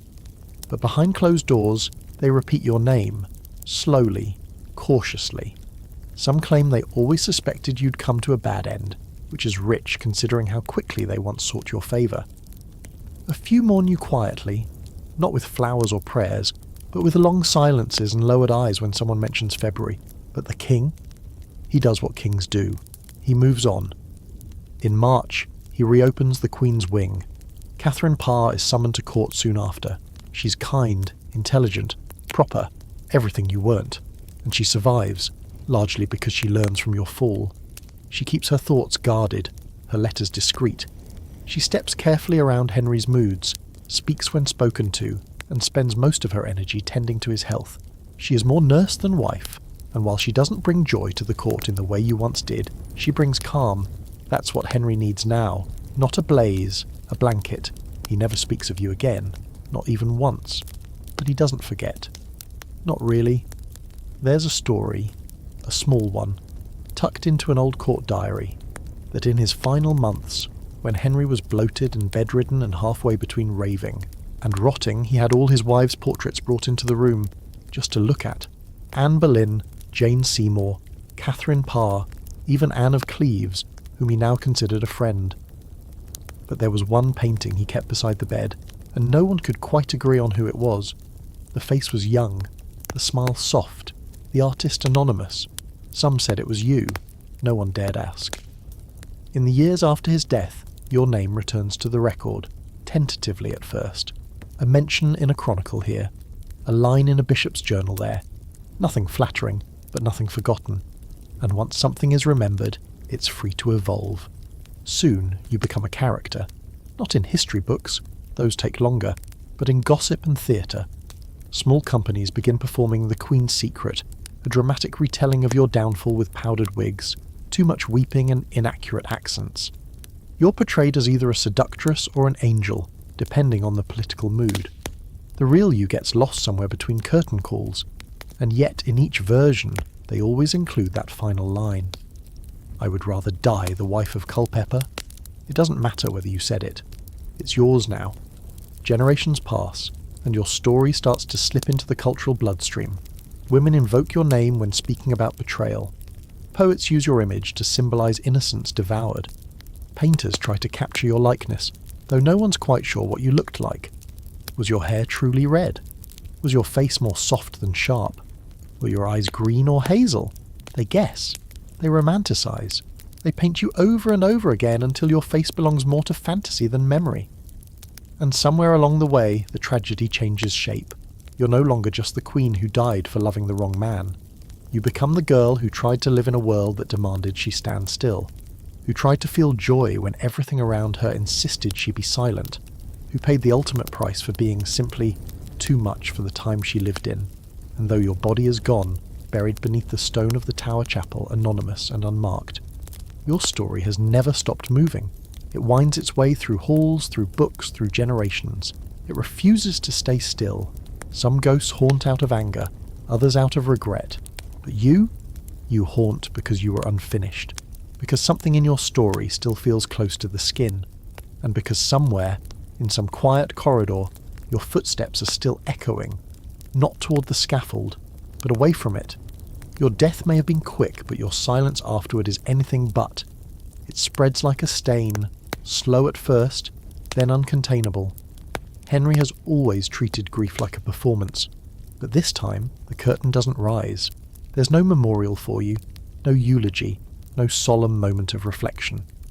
You're not spoken of in court unless absolutely necessary, and even then you're referred to vaguely, like an awkward pause in the middle of a sentence. That affair, they might say, or the matter of the former queen. Not a person, not Catherine. The king retreats deeper into himself. More meat, more drink, more advisers with soothing lies.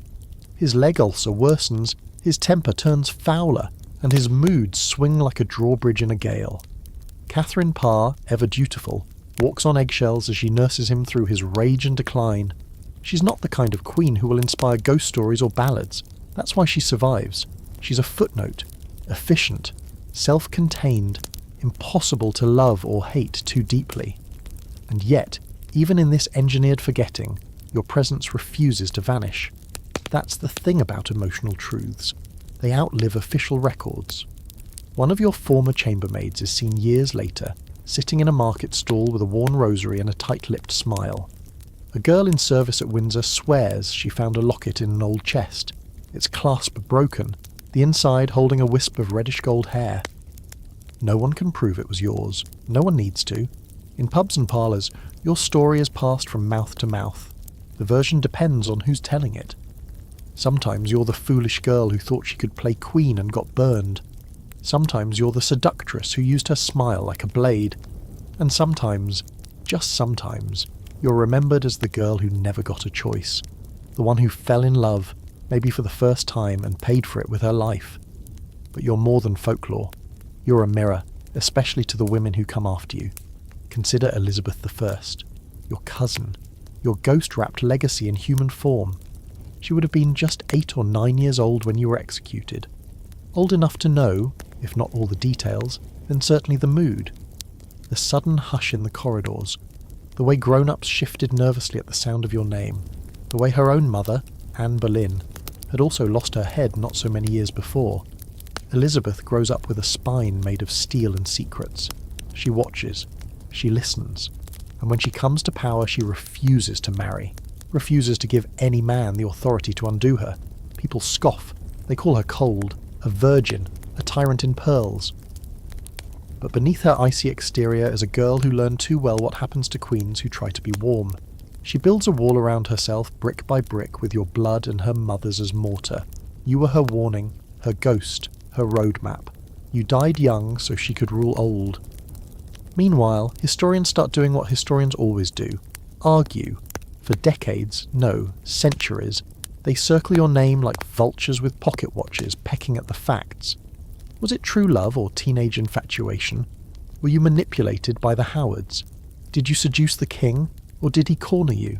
Did you know what you were doing when you summoned Culpeper?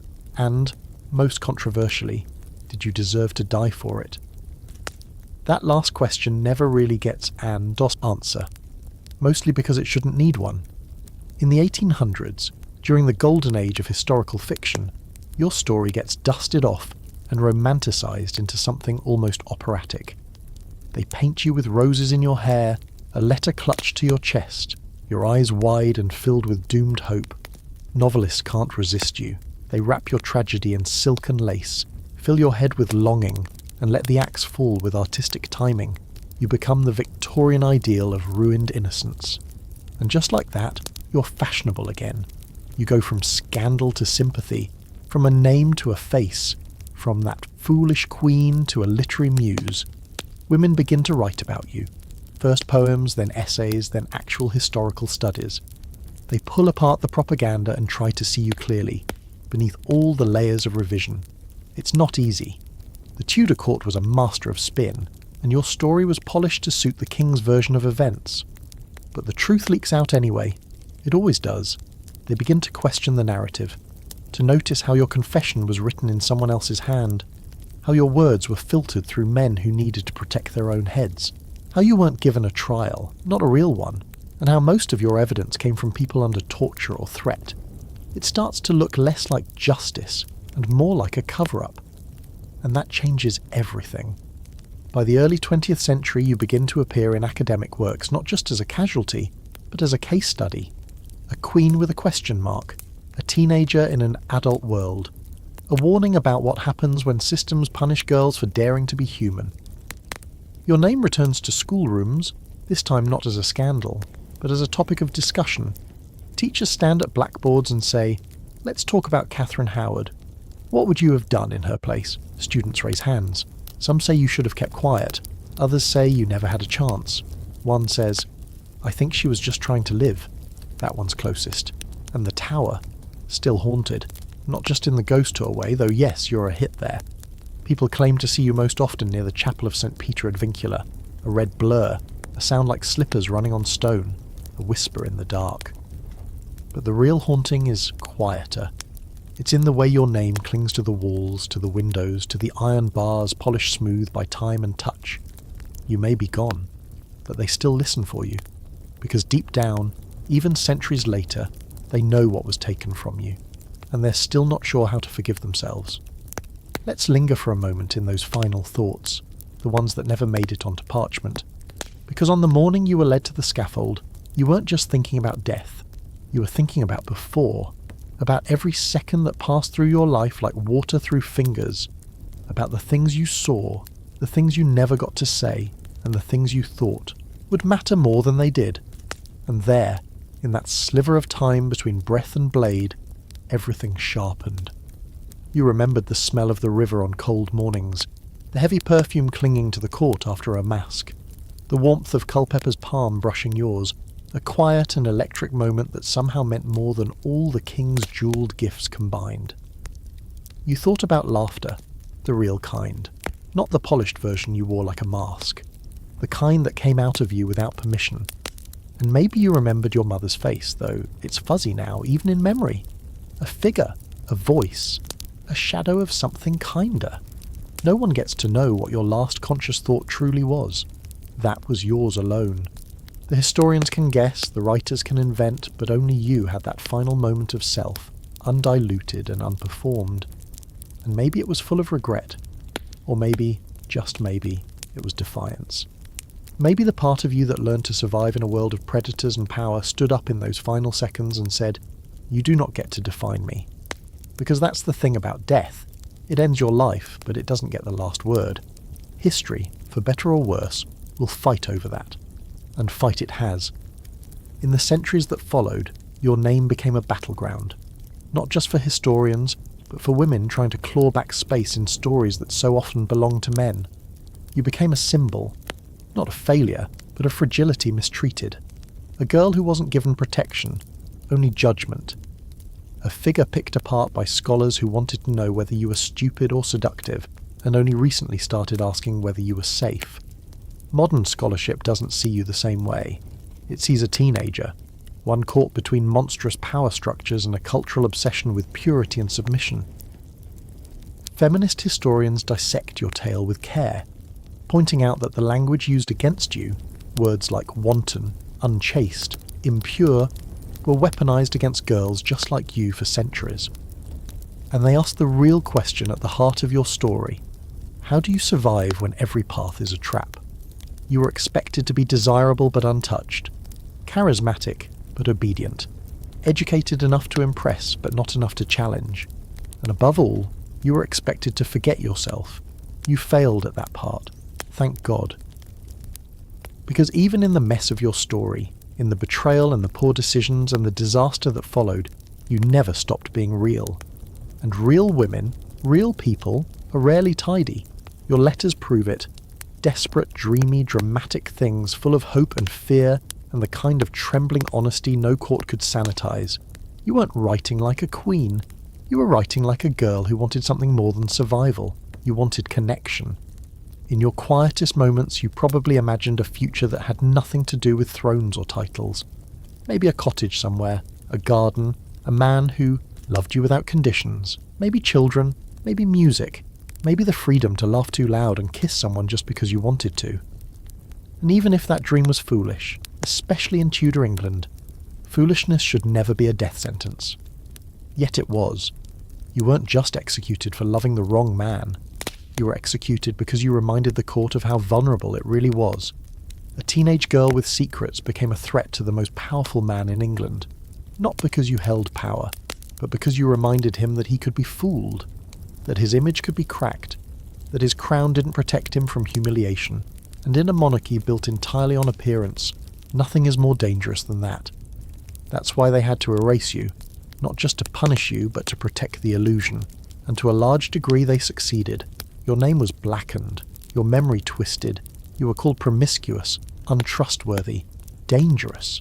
You were made into a cautionary tale. Don't be a Catherine Howard, the saying went, whispered from mother to daughter. But eventually those whispers began to shift, because the longer people stared at your story, the more they began to ask, why was she left so unguarded? Why was she given power with no guidance? Why were her mistakes fatal while others were forgiven? And the most painful question of all, why does this feel so familiar? Because even now, in the supposed age of progress, girls are still asked to walk tightropes, still told to be pleasing but pure, still shamed for wanting and punished for not wanting enough, still blamed for the consequences of systems that were never designed to protect them. And so you've become something else entirely, not just a historical footnote, not just a victim, but a lens, a way of seeing the world more clearly, of understanding how power turns affection into a weapon, how silence is enforced not by chains, but by shame, and how the people who suffer most are usually the ones who are never allowed to speak for themselves. But now they speak for you. Historians, writers, poets, even playwrights who put you on stage in pop musicals, rhinestoned and singing in harmonies, letting you rewrite the ending. You're given the mic, you get your solo, you sing not as a ghost, but as a girl who mattered, who lived, who loved, who lost, and the audience cheers, because deep down they recognize you. They know the pressure of pretending, the ache of wanting, the fear of being punished for simply existing too brightly. And so your story becomes not just a tragedy, but a revolution in miniature, one that started with a letter and ended in a roar. After the blade fell, the court drew a long, breathless pause and then exhaled like nothing had happened. That's the rhythm of power in Tudor England. Purge, pause, pretend. You die on a Tuesday morning, and by Thursday, the tapestries in your apartments have been replaced, the silks packed up, the official records revised, your initials scrubbed from silverware, your letters burned in kitchen fires as if ash could unwrite desire.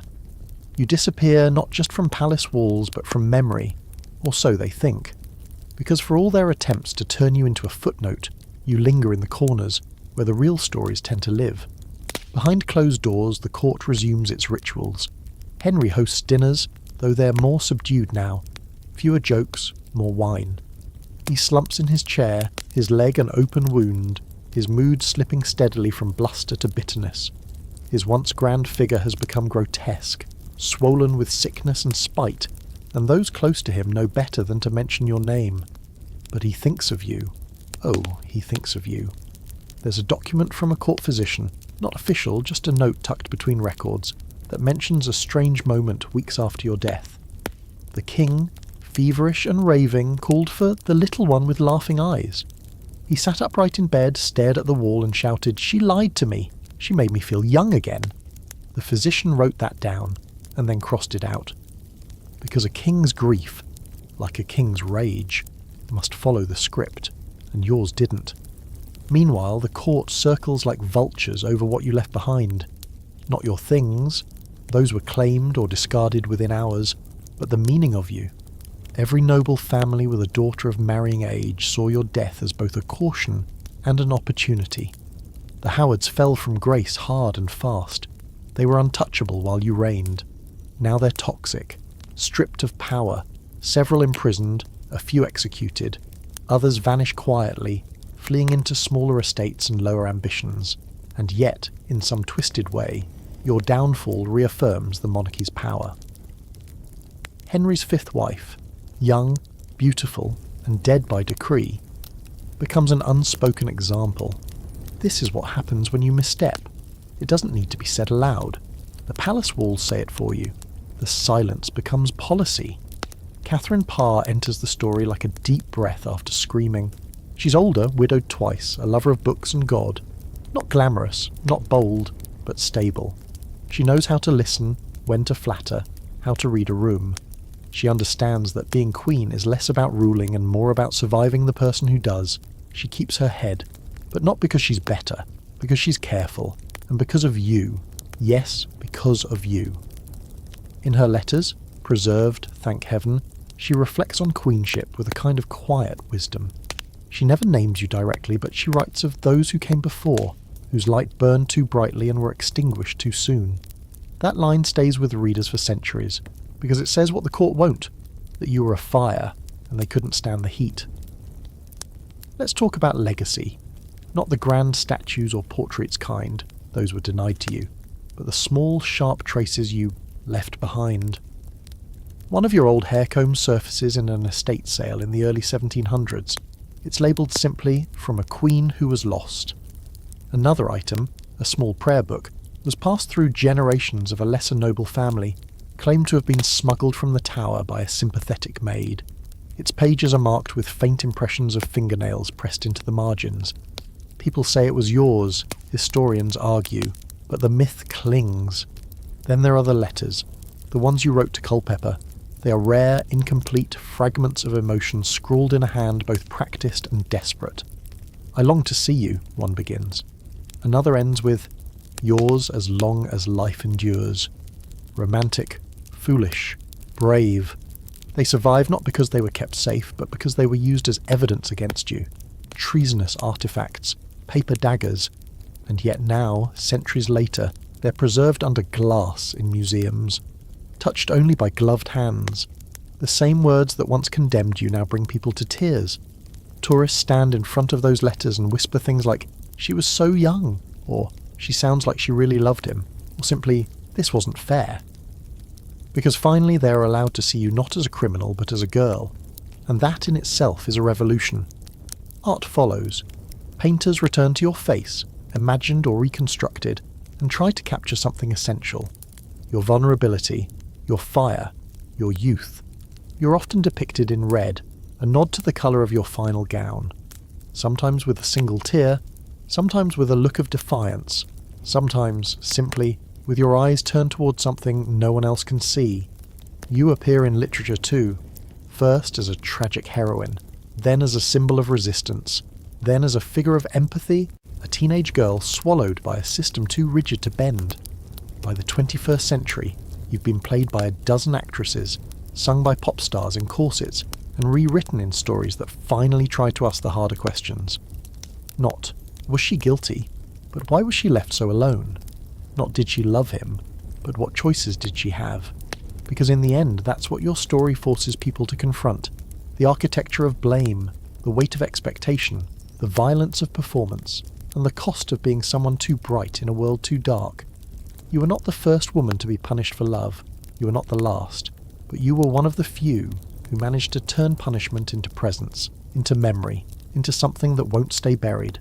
Your name, once erased, now echoes. And every time someone tells your story, it gets louder. There's a strange kind of legacy that clings to queens who don't get to grow old. The ones who die young, usually violently, usually quietly. They don't become statues, they become questions, unfinished thoughts, a pause mid-sentence. That's where you live now, Catherine, between what was and what might have been. Not in the royal lineage or court calendars, but in the gaps of history, the soft spots, the part where people ask, but what if she had lived? Because the truth is, no one planned for your survival. When they put the crown on your head, it wasn't because they saw a future in you. It was because you fit a moment, young, charming, untouched, allegedly. You were the king's fifth attempt at hope. Not a partner, not an advisor, a cure, a symbol, a story he wanted to tell about himself, that he could still inspire love, that he could still summon spring from winter. But the story collapsed the moment you stepped off script. And once you fall out of the story, in Henry's court, you fall fast. Still, the people closest to you, your servants, the ones who saw you when the crown was off when you weren't performing, remember you, not as a queen, but as a girl. Some say you sang to yourself when you thought no one was listening. Others remember the way you pressed flowers into the pages of your prayer book. You had favourite scents, clove, rosemary, lemon balm. You liked red the most. Not the deep maroon of court gowns, but vibrant, living red, the kind that stands out in a room, the kind that says, I am here. And now that you're gone, the rooms feel colder. You're not the only Howard who paid for your downfall. Your family, once proud and loud and deeply entrenched in Tudor politics, falls spectacularly. Your uncle, the Duke of Norfolk, survives, but only barely. He renounces you quickly, a man trying to cut off the infected limb before rot sets in. Others aren't so lucky. Thomas Howard, your cousin, is imprisoned. Several ladies from your household are interrogated, tortured, ruined, and Lady Rochford, Jane Boleyn, she meets the block soon after you. That part of the story feels like an echo. Jane, who once helped destroy Anne Boleyn, ends up haunted by her decisions. By the time your scandal erupts, she's a husk of herself. She arranges your secret meetings with Culpeper, and later claims she only did it because she feared for her sanity. Whether she was truly mad or just playing the part to save her neck is a debate no one's ever settled. But in the end, Parliament changes the law to execute her anyway. Madness is no longer protection. She dies in the same spot you did, a few days later. Some say she went quietly, others say she screamed for Anne as the axe came down. No matter the details, one thing is clear. Your downfall didn't just end your life. It sent tremors through everyone near you, a domino collapse of ambition and shame. You were the spark, but the fire spread, and yet the farther away the court moves from your death, the more blurred the line becomes between punishment and spectacle. People stop talking about guilt and start whispering about romance, about tragedy, about how you died so beautifully, about how you carried yourself with grace. The narrative begins to soften, and in the softening, your story starts to change. Not in the records, they stay brutal, cold, clinical.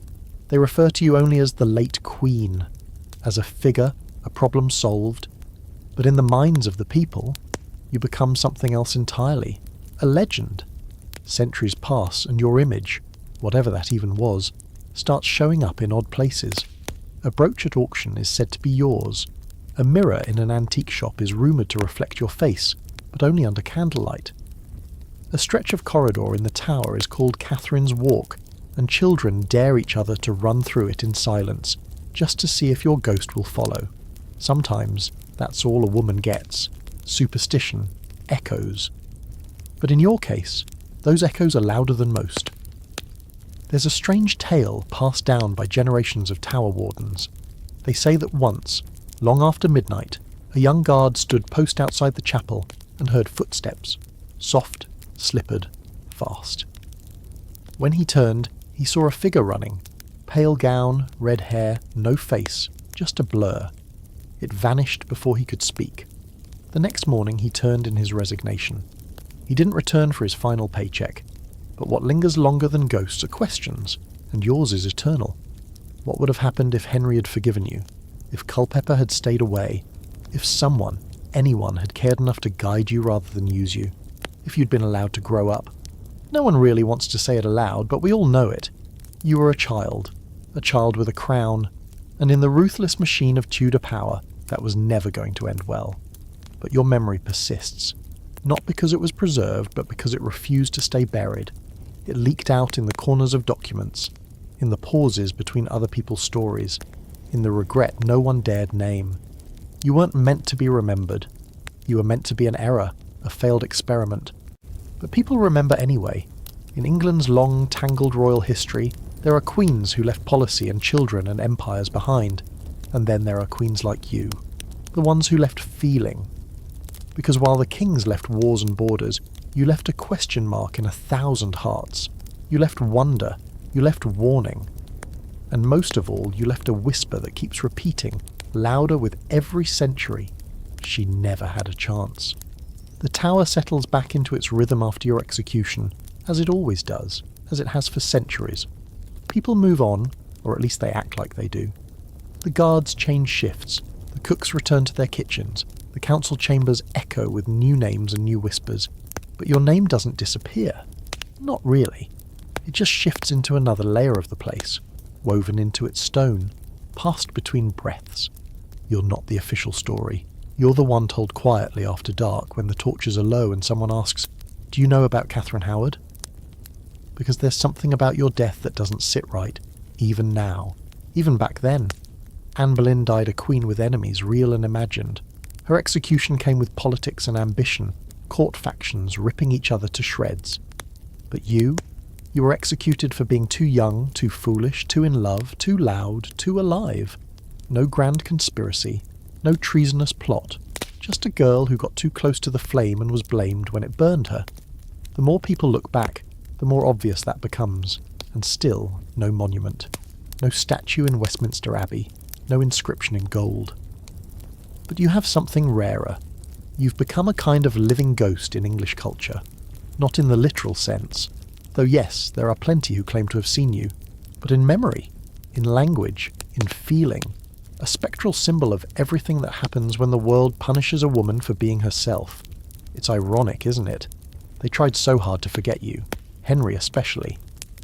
The man who once called you his rose without a thorn turned his back the second your petals weren't pristine. But you live on, not in his shadow, but in his wake. While he rotted, bloated and bitter, you became legend. There's even a small but persistent group of historians, obsessed and endearing, who dedicate their careers to you. They write papers with titles like Catherine Howard, Misunderstood Queen or Teenage Porn, and Letters from the Scaffold, re-examining the emotional world of Henry VIII's fifth wife. They sift through every scrap of record, every questionable portrait, every rumour that survived. Some get it wrong, many get it close, but all of them agree on one thing: you were never given a fair chance. Some write sympathetically, casting you as a tragic victim of a cruel patriarchal world. Others lean into the complexity, how maybe you did know what you were doing, how maybe you played a dangerous game and simply lost. And then there are the romantics, the ones who write about Culpeper like he was your Romeo, who frame your downfall as a love story rather than a political one. But love story or not, you're still dead by 19. That part never changes, and yet, you remain a cultural presence. On stage, you sing. On screen, you cry. In novels, you're painted in candlelight, staring out a frost-bitten window as a history closes in. Some authors give you happy endings, alternate realities where you and Culpeper escape, where Henry dies before he can destroy you, where you live long enough to become wise. It's wish fulfillment, but no one's complaining.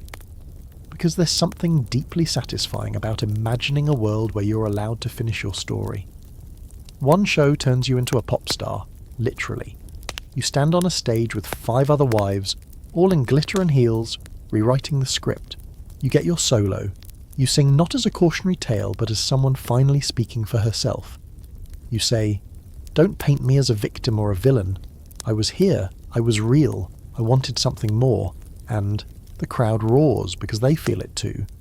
That's the magic of legacy, the way it evolves, the way it can slip out of a monarch's grasp and into the hands of the people who actually care.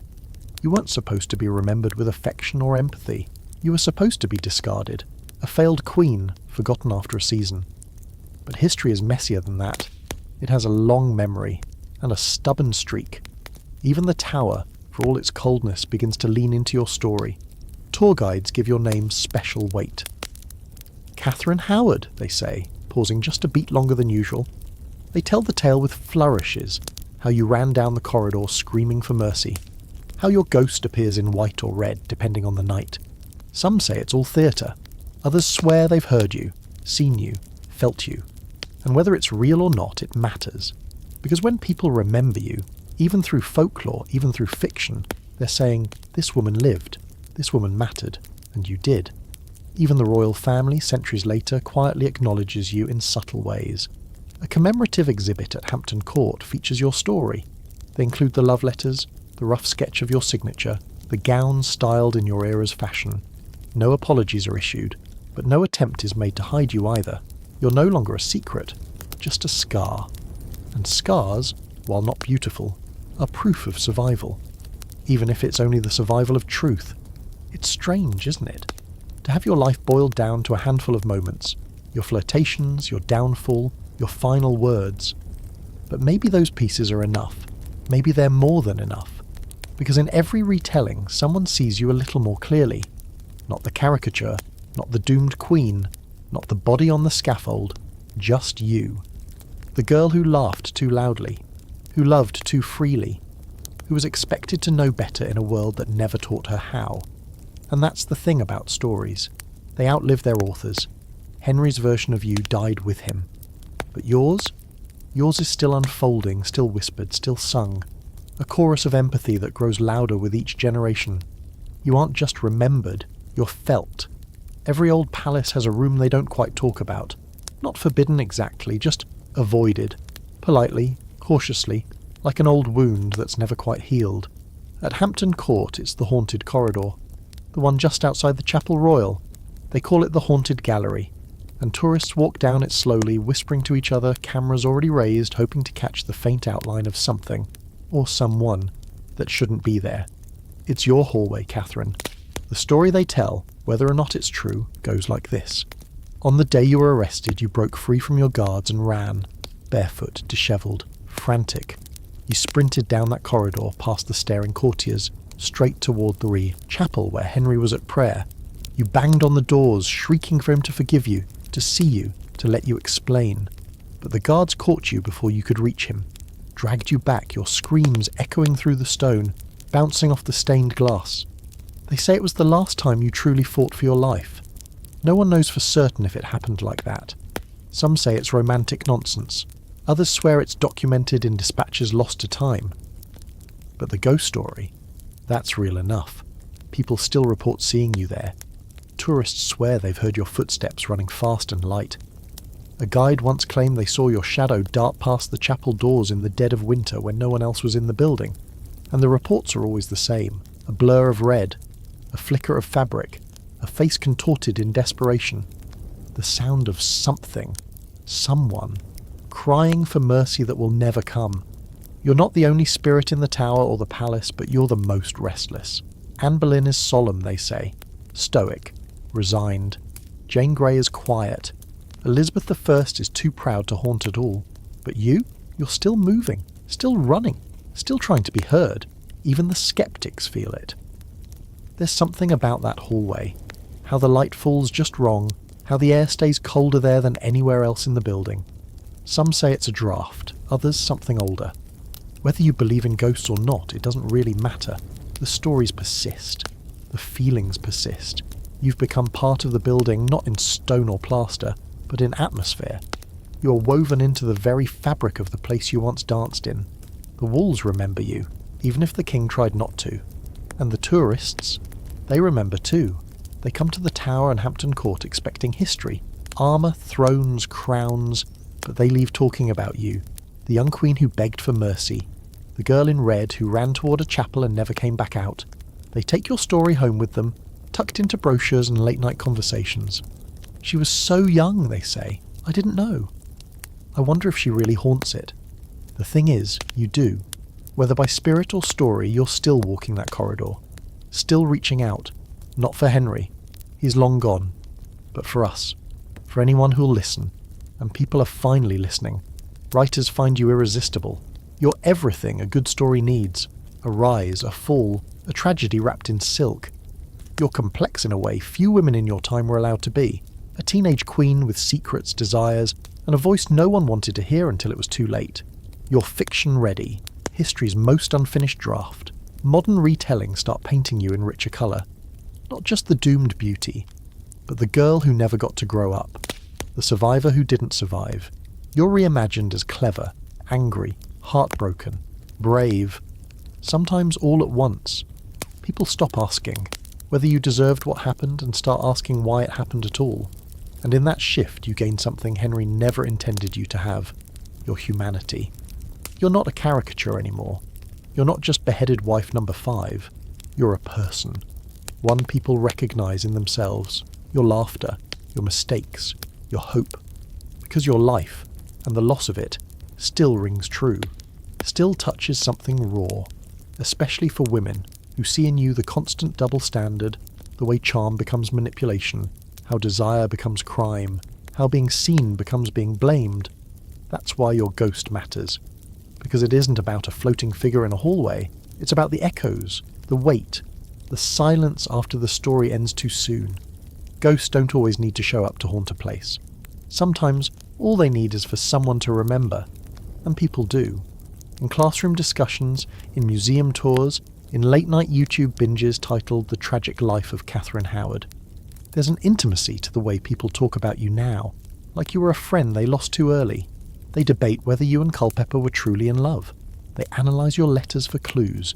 They defend you in TikTok comments. It's messy, it's passionate, it's human, which is exactly what you were.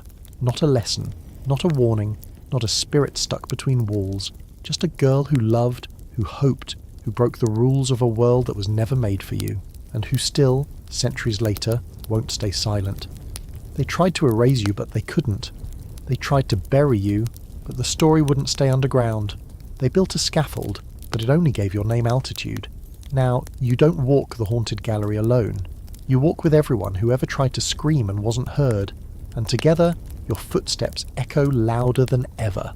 By now, the debate around your life has turned academic, emotional, theatrical, and digital. You've become a topic in classrooms, a lyric in songs, a Pinterest board of period dresses, a stream of fan-casted dream actresses who might play you next. You've been dissected by professors and reenacted on stage. Some view you through feminist theory, others through romantic nostalgia, and some still, hilariously, as the worst of Henry's wives, as if there were ever a contest worth entering. But no matter how they approach you, one fact becomes harder to deny with every retelling. Catherine Howard was never just a queen who made bad choices. Catherine Howard was a girl made dangerous by the expectations placed on her, then destroyed when she failed to meet them. You represent the tension at the heart of Tudor politics, where sex, power and image collide with deadly results. On one side is Henry VIII, aging, obese, increasingly paranoid, obsessed with his legacy. On the other is you, vibrant, impulsive, inexperienced, and beautiful. You were never meant to be an equal. You were meant to be an ornament, a symbol of the king's continued virility, a fresh start, a narrative reset. And when you refused to stay within that role, when you laughed too much, when you looked at the wrong man, when your past caught up with you, Henry flipped the script, again, turned you from treasure to traitor, from rose to rot. It's still debated whether you actually slept with Culpeper after marrying the king. The letters were emotional, yes, they were risky, but they weren't explicit. They don't confess, they imply. But implication was enough in Henry's court, especially when a man's pride was wounded, especially when your existence was a mirror he couldn't bear to look into anymore. And that's what's always been missing from the discussion. How much of this was ever really about you? Not much. You were the subject, yes, but the story was always about Henry, about preserving his power, about managing his image. When you made him feel desired, you were a miracle. When you made him feel foolish, you were a liability. And that is the real tragedy. Not just that you died so young, but that you died for someone else's reputation. Let's talk about one of the more bizarre aspects of your case, the so-called pre-contract with Francis Dereham. This was a legally murky issue in Tudor law. If you had previously pledged yourself to marry Dereham, even informally, then your marriage to Henry might have been invalid. Which, ironically, would have made you not guilty of adultery because, in the church's eyes, you wouldn't have been married to Henry at all. But that legal knot never mattered. They weren't looking for nuance, they were looking for a clean cut. And they got it. because as soon as a queen is seen as damaged goods in Tudor England, she's as good as dead. And that's what makes modern scholars pause, because when they look closely at the evidence, what you said, what others claimed, what could never quite be proven, they see not a manipulative temptress, but a teenager caught in a net. A girl whose mistakes were magnified until they filled the sky, a girl who was not protected, not believed, and ultimately not spared. In recent years, there's been a shift in how we frame your story, not just a shift in language, but in tone. More and more, you are spoken of with empathy. Teachers pause before telling your story, reminding students how young you really were. Documentaries linger longer on your childhood, your household in Lambeth, your lack of guidance. You're no longer just the one who was beheaded for cheating. You're Catherine Howard, complex, tragic, deserving of more than a footnote. And in that shift, something radical happens. You become a symbol of survival, not literal of course, but spiritual. An emblem for every girl who has ever been blamed for the way she smiles, for every woman punished more harshly for her mistakes than the men who made them with her. You're not an icon of perfection, you're an icon of injustice, and that somehow is more powerful, because people don't just pity you now, they connect with you, they see you. It's strange how history can do that, how the past bends not to erase itself, but to reveal what it missed the first time. Your story is no longer just a page in a king's biography, it's its own narrative. It has been reclaimed, expanded, reinterpreted, and it continues to evolve. Catherine Howard becomes more than the fifth wife. She becomes a question we ask ourselves again and again. How many times have we let someone like her fall? And the tower, in its own grim way, seems to remember. The stones are soaked in memory, and yours is perhaps the most persistent. Even if you don't believe in ghosts, even if you think all the tales of your running feet and desperate screams are just folklore, well, folklore is a kind of truth too. It's the truth people need to believe, even when the facts fade. And people do believe. They come to the tower not just for the armour and the royal jewels, but for the haunting, for the idea that someone like you still lingers, still walks, still wants to be heard. And maybe that's true. Maybe it's you they feel when the lights flicker in the chapel. Maybe it's you when a tour guide forgets a line and suddenly feels watched. Maybe it's you in the moment a girl standing in front of your name etched into a pamphlet realises, I've felt like her. And in that moment your story breathes again. Not with screams, not with running feet, but with recognition. You were never allowed to finish your story, but we keep telling it, and the more we do, the more it belongs to you again. By now, you've become the measuring stick, the whispered comparison for every other woman who came dangerously close to Henry's wrath. At least she wasn't Catherine Howard, people say, almost like a nervous joke. At least she kept her head. But the truth is, none of them really escaped unscarred. Not Anne Boleyn, not Jane Seymour, not even the seemingly untouchable Catherine Parr. Your story may have ended at 19, but it casts a longer shadow than most of your fellow queens could have imagined, and when people line up the 6 wives like a grim little rhyme, divorced, beheaded, died, divorced, beheaded, survived, you're often lumped together with Anne, but the reality, your stories couldn't be more different.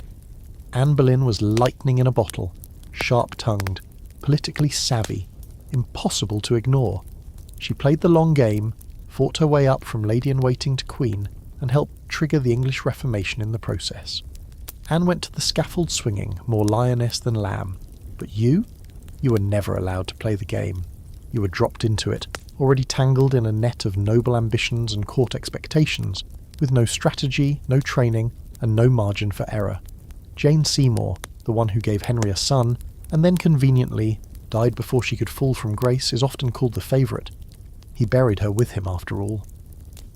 But it's easier to cherish someone who didn't live long enough to disappoint you. Jane was queen for barely a year, and never challenged Henry's ego. Her legacy is safe because it's short. Anne of Cleves, the lucky one as people now call her, survived her brief, awkward marriage with a handsome annulment settlement and a charming second act. She called herself the King's Sister, and lived out her days in comfort, distant from the court's lethal chessboard. She's the exception, not the rule. The outlier who escaped because Henry never truly desired her. Then there's Catherine Parr, the 6th wife, the survivor. She nursed him, tended to him, appeased him. She also came dangerously close to execution for her Protestant beliefs, but pulled back just in time. She outlived Henry and finally married for love. Thomas Seymour, ironically, Jane's brother. Of course, that marriage was its own disaster, but at least it was hers to choose. Which leaves you, Catherine Howard, forever the teen queen, the youngest, the most tragic, the one who loved wrong and died for it. But when you line the stories up, a strange pattern emerges. The more a woman loved, the more she lost. Anne Boleyn loved a king and was accused of loving too many. Jane Seymour loved duty and died in childbirth. Catherine of Aragon loved Henry longer than anyone and he threw her away.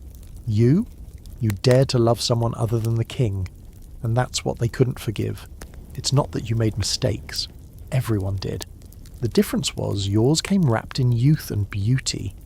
And people, especially powerful men, hate when beauty slips out of their control. You became a symbol not of betrayal, but of possibility. You reminded everyone that even a queen might have her own desires, that a crown wasn't a muzzle, and that perhaps worst of all, you weren't afraid to be loved genuinely. Not as a reward, not as a title, but for who you were, with all your flaws and fire. That's what terrified them. Because for all his bluster, Henry didn't want a real woman. He wanted a mirror. Someone who would reflect his strength, his virility, his delusions. And when you stopped doing that, when your smile turned to someone else, when your loyalty wavered, he shattered the mirror. Not because it lied, but because it told the truth. Your fellow queens had their own stories, yes, but you were the moment the whole court collectively realised, if this could happen to her, it could happen to any of us. And it did. In the years that followed, your execution became more than a scandal. It became a warning etched into every conversation behind silk sleeves and lowered voices. Daughters were taught to be quiet. Courtiers took fewer risks. Even letters, once flowing with flirtation, became guarded, dry, carefully composed. You changed the temperature of the court. And centuries later, you still change the way people think about power. You're the case study that won't stay pinned down. Were you reckless or trapped, innocent or manipulative? A teenager in love or a noble pawn? The answer shifts depending on who's asking, and maybe that's the point. Maybe the power in your story lies in its refusal to be simple, because history likes clean narratives, heroes, villains, victims. But you're not easy to box. You blur the lines. You force us to sit in discomfort, to admit that sometimes the people who are punished most severely are the ones who pose the least actual threat. You didn't start wars, you didn't rewrite laws, you didn't plot against the king, you just lived in a way that made others uncomfortable, you smiled too freely, you loved too visibly, you wanted too much, and for that, they broke you.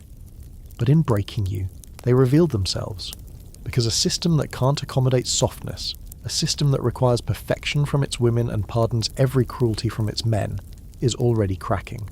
You were the fracture, not the flaw, but the proof of it. And that is why your story still matters. Because when we talk about you now, it's not to gawk, it's to understand, to learn, to remember what happens when desire becomes dangerous and when power pretends it's justice. You're not just part of Henry's long marital resume. You're the turning point. You're the reminder that queens, for all their titles and jewels, were never safe. And maybe, just maybe, your unfinished story is the one that teaches us the most. The more you're remembered, the less they can control your image. At first, they tried to cage you in scandal. A beautiful fool who flew too close to the king's son. A cautionary tale to hang on classroom walls and history textbooks. Don't be like Catherine Howard. But the truth has outgrown the cage. You've slipped the shackles. Now, people ask different questions, not how did she fall, but why was she ever expected to balance that high? You were always walking a tightrope, high above a court full of knives, and you were never given a net. Because Tudor England didn't make space for girls like you. Girls who laughed at the wrong moment, who remembered old loves, who liked attention, who dared to flirt, to want, to be more than obedient. You weren't groomed for queenship. You were groomed for silence, taught just enough to decorate a room, but not enough to steer it. The moment you became queen, the expectations became impossible. Pure but passionate, submissive but engaging, visible but not seen. And when you failed to thread that impossible needle, you weren't just discarded, you were destroyed. You weren't the only woman to fall prey to that kind of contradiction. But you were one of the youngest. And that, more than anything, is what hits people now. The age. You were around 17, maybe 19 at the most, when you were executed. Today people look at girls that age and think of school uniforms, of awkward crushes, of TikToks and driver's licenses, not scaffolds, not charges of treason, not final words whispered to a block of wood. So when your story is told now, it's not with judgment, it's with disbelief, with heartache, with that particular kind of ache that comes from knowing something never had to happen. That your death wasn't inevitable, only orchestrated. A combination of carelessness and cruelty that created a tragedy still echoing 500 years later. That's why your name keeps getting picked up again and again, why it refuses to stay in the margins. You represent every woman, every girl who was told to smile until her jaw ached, who was blamed for being wanted, who wasn't given the language or the power to escape her own story. You became a queen because a king decided it. You died because he changed his mind. And that king, so large, so loud, so inescapable in his own era, has started to fade in the public imagination. Sure, his face is still everywhere, all red-bearded arrogance and portrait glory. But people talk about Henry now with more side-eyes than awe. They laugh at the idea of a man so volatile, so insecure, needing 6 wives just to keep rewriting his failures. And in that space, where the myth of Henry VIII crumbles, your voice grows louder. You, who he tried to erase. You, who only existed in court records as the late Queen. You, who never got a fair trial. Your voice comes back, not through court documents or royal proclamations, but through art, through song, through film, through quiet moments where someone somewhere reads your letter and thinks, she sounds like me. That's how your story gets passed on. Not as monarchy, but as memory. It's why people still dress up as you. For plays, for reenactments, for Halloween parties where history lovers explain your fate between sips of cider. They paint your lips red and wear high-necked gowns, not to celebrate your death, but to reverse it, to reclaim the narrative, to say, look, she's still here. You appear in books written for young readers now too, carefully worded, gently handled, but still honest. They explain how the world punished you for being young and messy and real, how you were thrown into a role that no one helped you understand. These books don't present you as flawless, but they offer something no one did in your lifetime, context. And then there are the artists. Oh, how they love you. They paint your face into new centuries, giving you features they wish you'd had. Strong brows, clear eyes, lips that curve with knowing. They dress you in imagined colours, surround you with symbols, roses, locks, broken mirrors. They give you the kind of presence that Tudor portraiture denied you. Because the truth is, no one knows exactly what you looked like. There's no confirmed portrait of you. Every painting claimed to be you is debated, questioned, picked apart. That ambiguity has become a kind of freedom. Artists can make you into anything. And so they do. You are beautiful, fierce, devastated, amused, blood-stained, blooming. A dozen versions of you now live where before there were none. You are finally given faces, plural, a queen with infinite expressions, and still they tell your story. In podcasts with glowing headphones late at night, in museum placards people read twice just to make sure they got it right, in songs where your name is sung over electric guitars and candlelight, in lectures where professors pause just a moment before describing how you died. Because your story isn't just about a beheading, it's about being seen, and that is what the Tudor world never gave you. They looked at you, yes, but never really saw you. But we do now.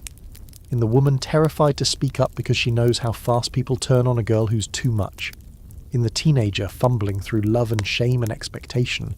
In the survivor of institutions that punish mistakes more than they prevent harm. You're still here. Not in body, not even in name on a tombstone, but in the ways people think, rethink, and slowly unlearn the lies they were told about girls like you. Because you weren't a scandal. You were a symptom. And now you're a signal. A signal that says, look closer, ask better questions, and listen to the ones who never got to tell their own story. So here we are, Catherine, at the end, or at least the end of this version of your story. And it's strange, isn't it, that after 500 years your name still circles in the air like a whisper people can't quite let go of. not because you were a conqueror or a political genius or the architect of a dynasty, but because you were a girl who dared to be human in a system that demanded perfection. You loved, you erred, you hoped too loudly, and for that they made you disappear, or tried to, but now we know better. Now your story isn't buried in court records and dry textbooks. It's breathing. It's sung and staged and debated and felt. And in this modern world, where voices that were once silenced are finally starting to be heard, you've become more than a tragic headline in a long-dead king's resume. You've become a symbol of survival, not because you survived, but because your truth did. Your legacy is strange, multi-faced. Some remember you as the young queen undone by her own past. Others see you as a victim of elite games you never knew you were playing. Feminist writers see you as a casualty of patriarchal machinery, a girl ground down by expectation. Artists see you as a muse, unfinished and aching. Teenagers read about you and think, God, she was just like me. And yes, there are still those who dismiss you, say you were reckless, say you should have known better, but even their criticism keeps your name in motion. It's that motion that matters. Because stillness, for a woman like you, is what they always wanted. A queen to smile and sit and never question the rules of the room. That's what made you dangerous. You didn't stay still. Not in life, not in death, and not now. Even your final words, whether whispered or imagined, have become your banner. I die a queen, but I would rather die the wife of Culpeper. No one knows if you actually said it. Some scholars call it legend invented years after. But legends exist for a reason. They don't need proof to be powerful. That line, whether born of your lips or another's pen, gave you something Henry's court never intended to offer. A voice. And what a voice. It breaks the silence of the tower. It echoes down the corridors of Hampton Court. It seeps into classrooms, novels, stage lights, podcasts, timelines. It reminds people, quietly, devastatingly, that you mattered. And because of you, so many others now feel they matter too. There's something sacred in that. Something unshakably human. A girl stripped of her dignity by law, by gossip, by crown, but not by time. Time has started to return to you what was stolen. Not justice, perhaps, but understanding, compassion, memory. Your story is no longer told through the eyes of men who wrote your fate into ink. It's told through the people who see themselves in you, who walk past your imagined portraits and pause, sensing something unfinished, something familiar. You are a queen, yes.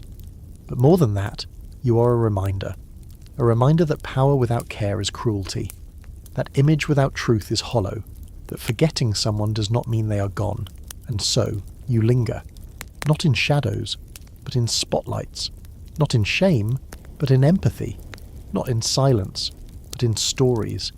This is the strange power of a teen queen executed for loving the wrong man.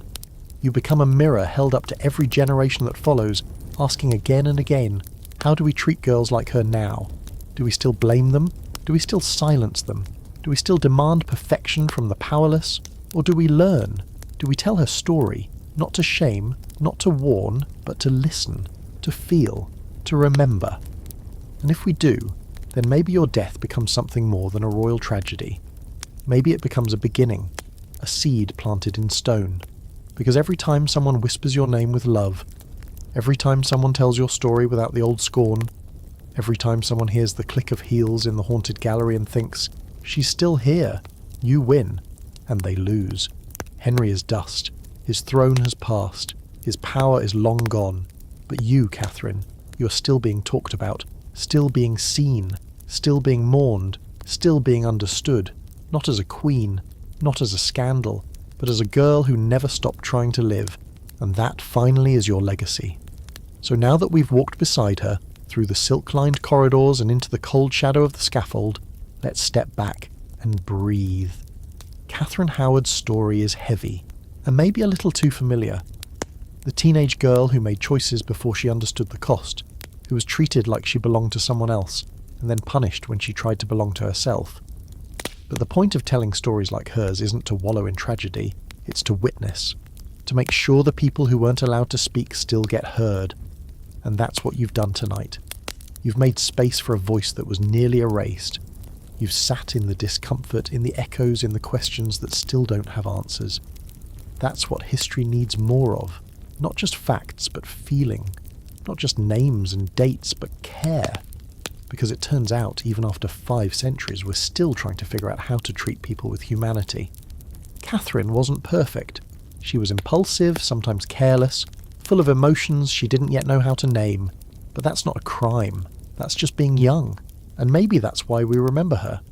Not because of how she died, but because of how much life she had right before the world told her it was too much. So if you take anything with you into sleep tonight, let it be this. When someone like Catherine Howard is remembered, truly remembered, we chip away at the silence that was once forced on her. And in that small, quiet act, we honour something far bigger than one lost queen. We honour the right to be real.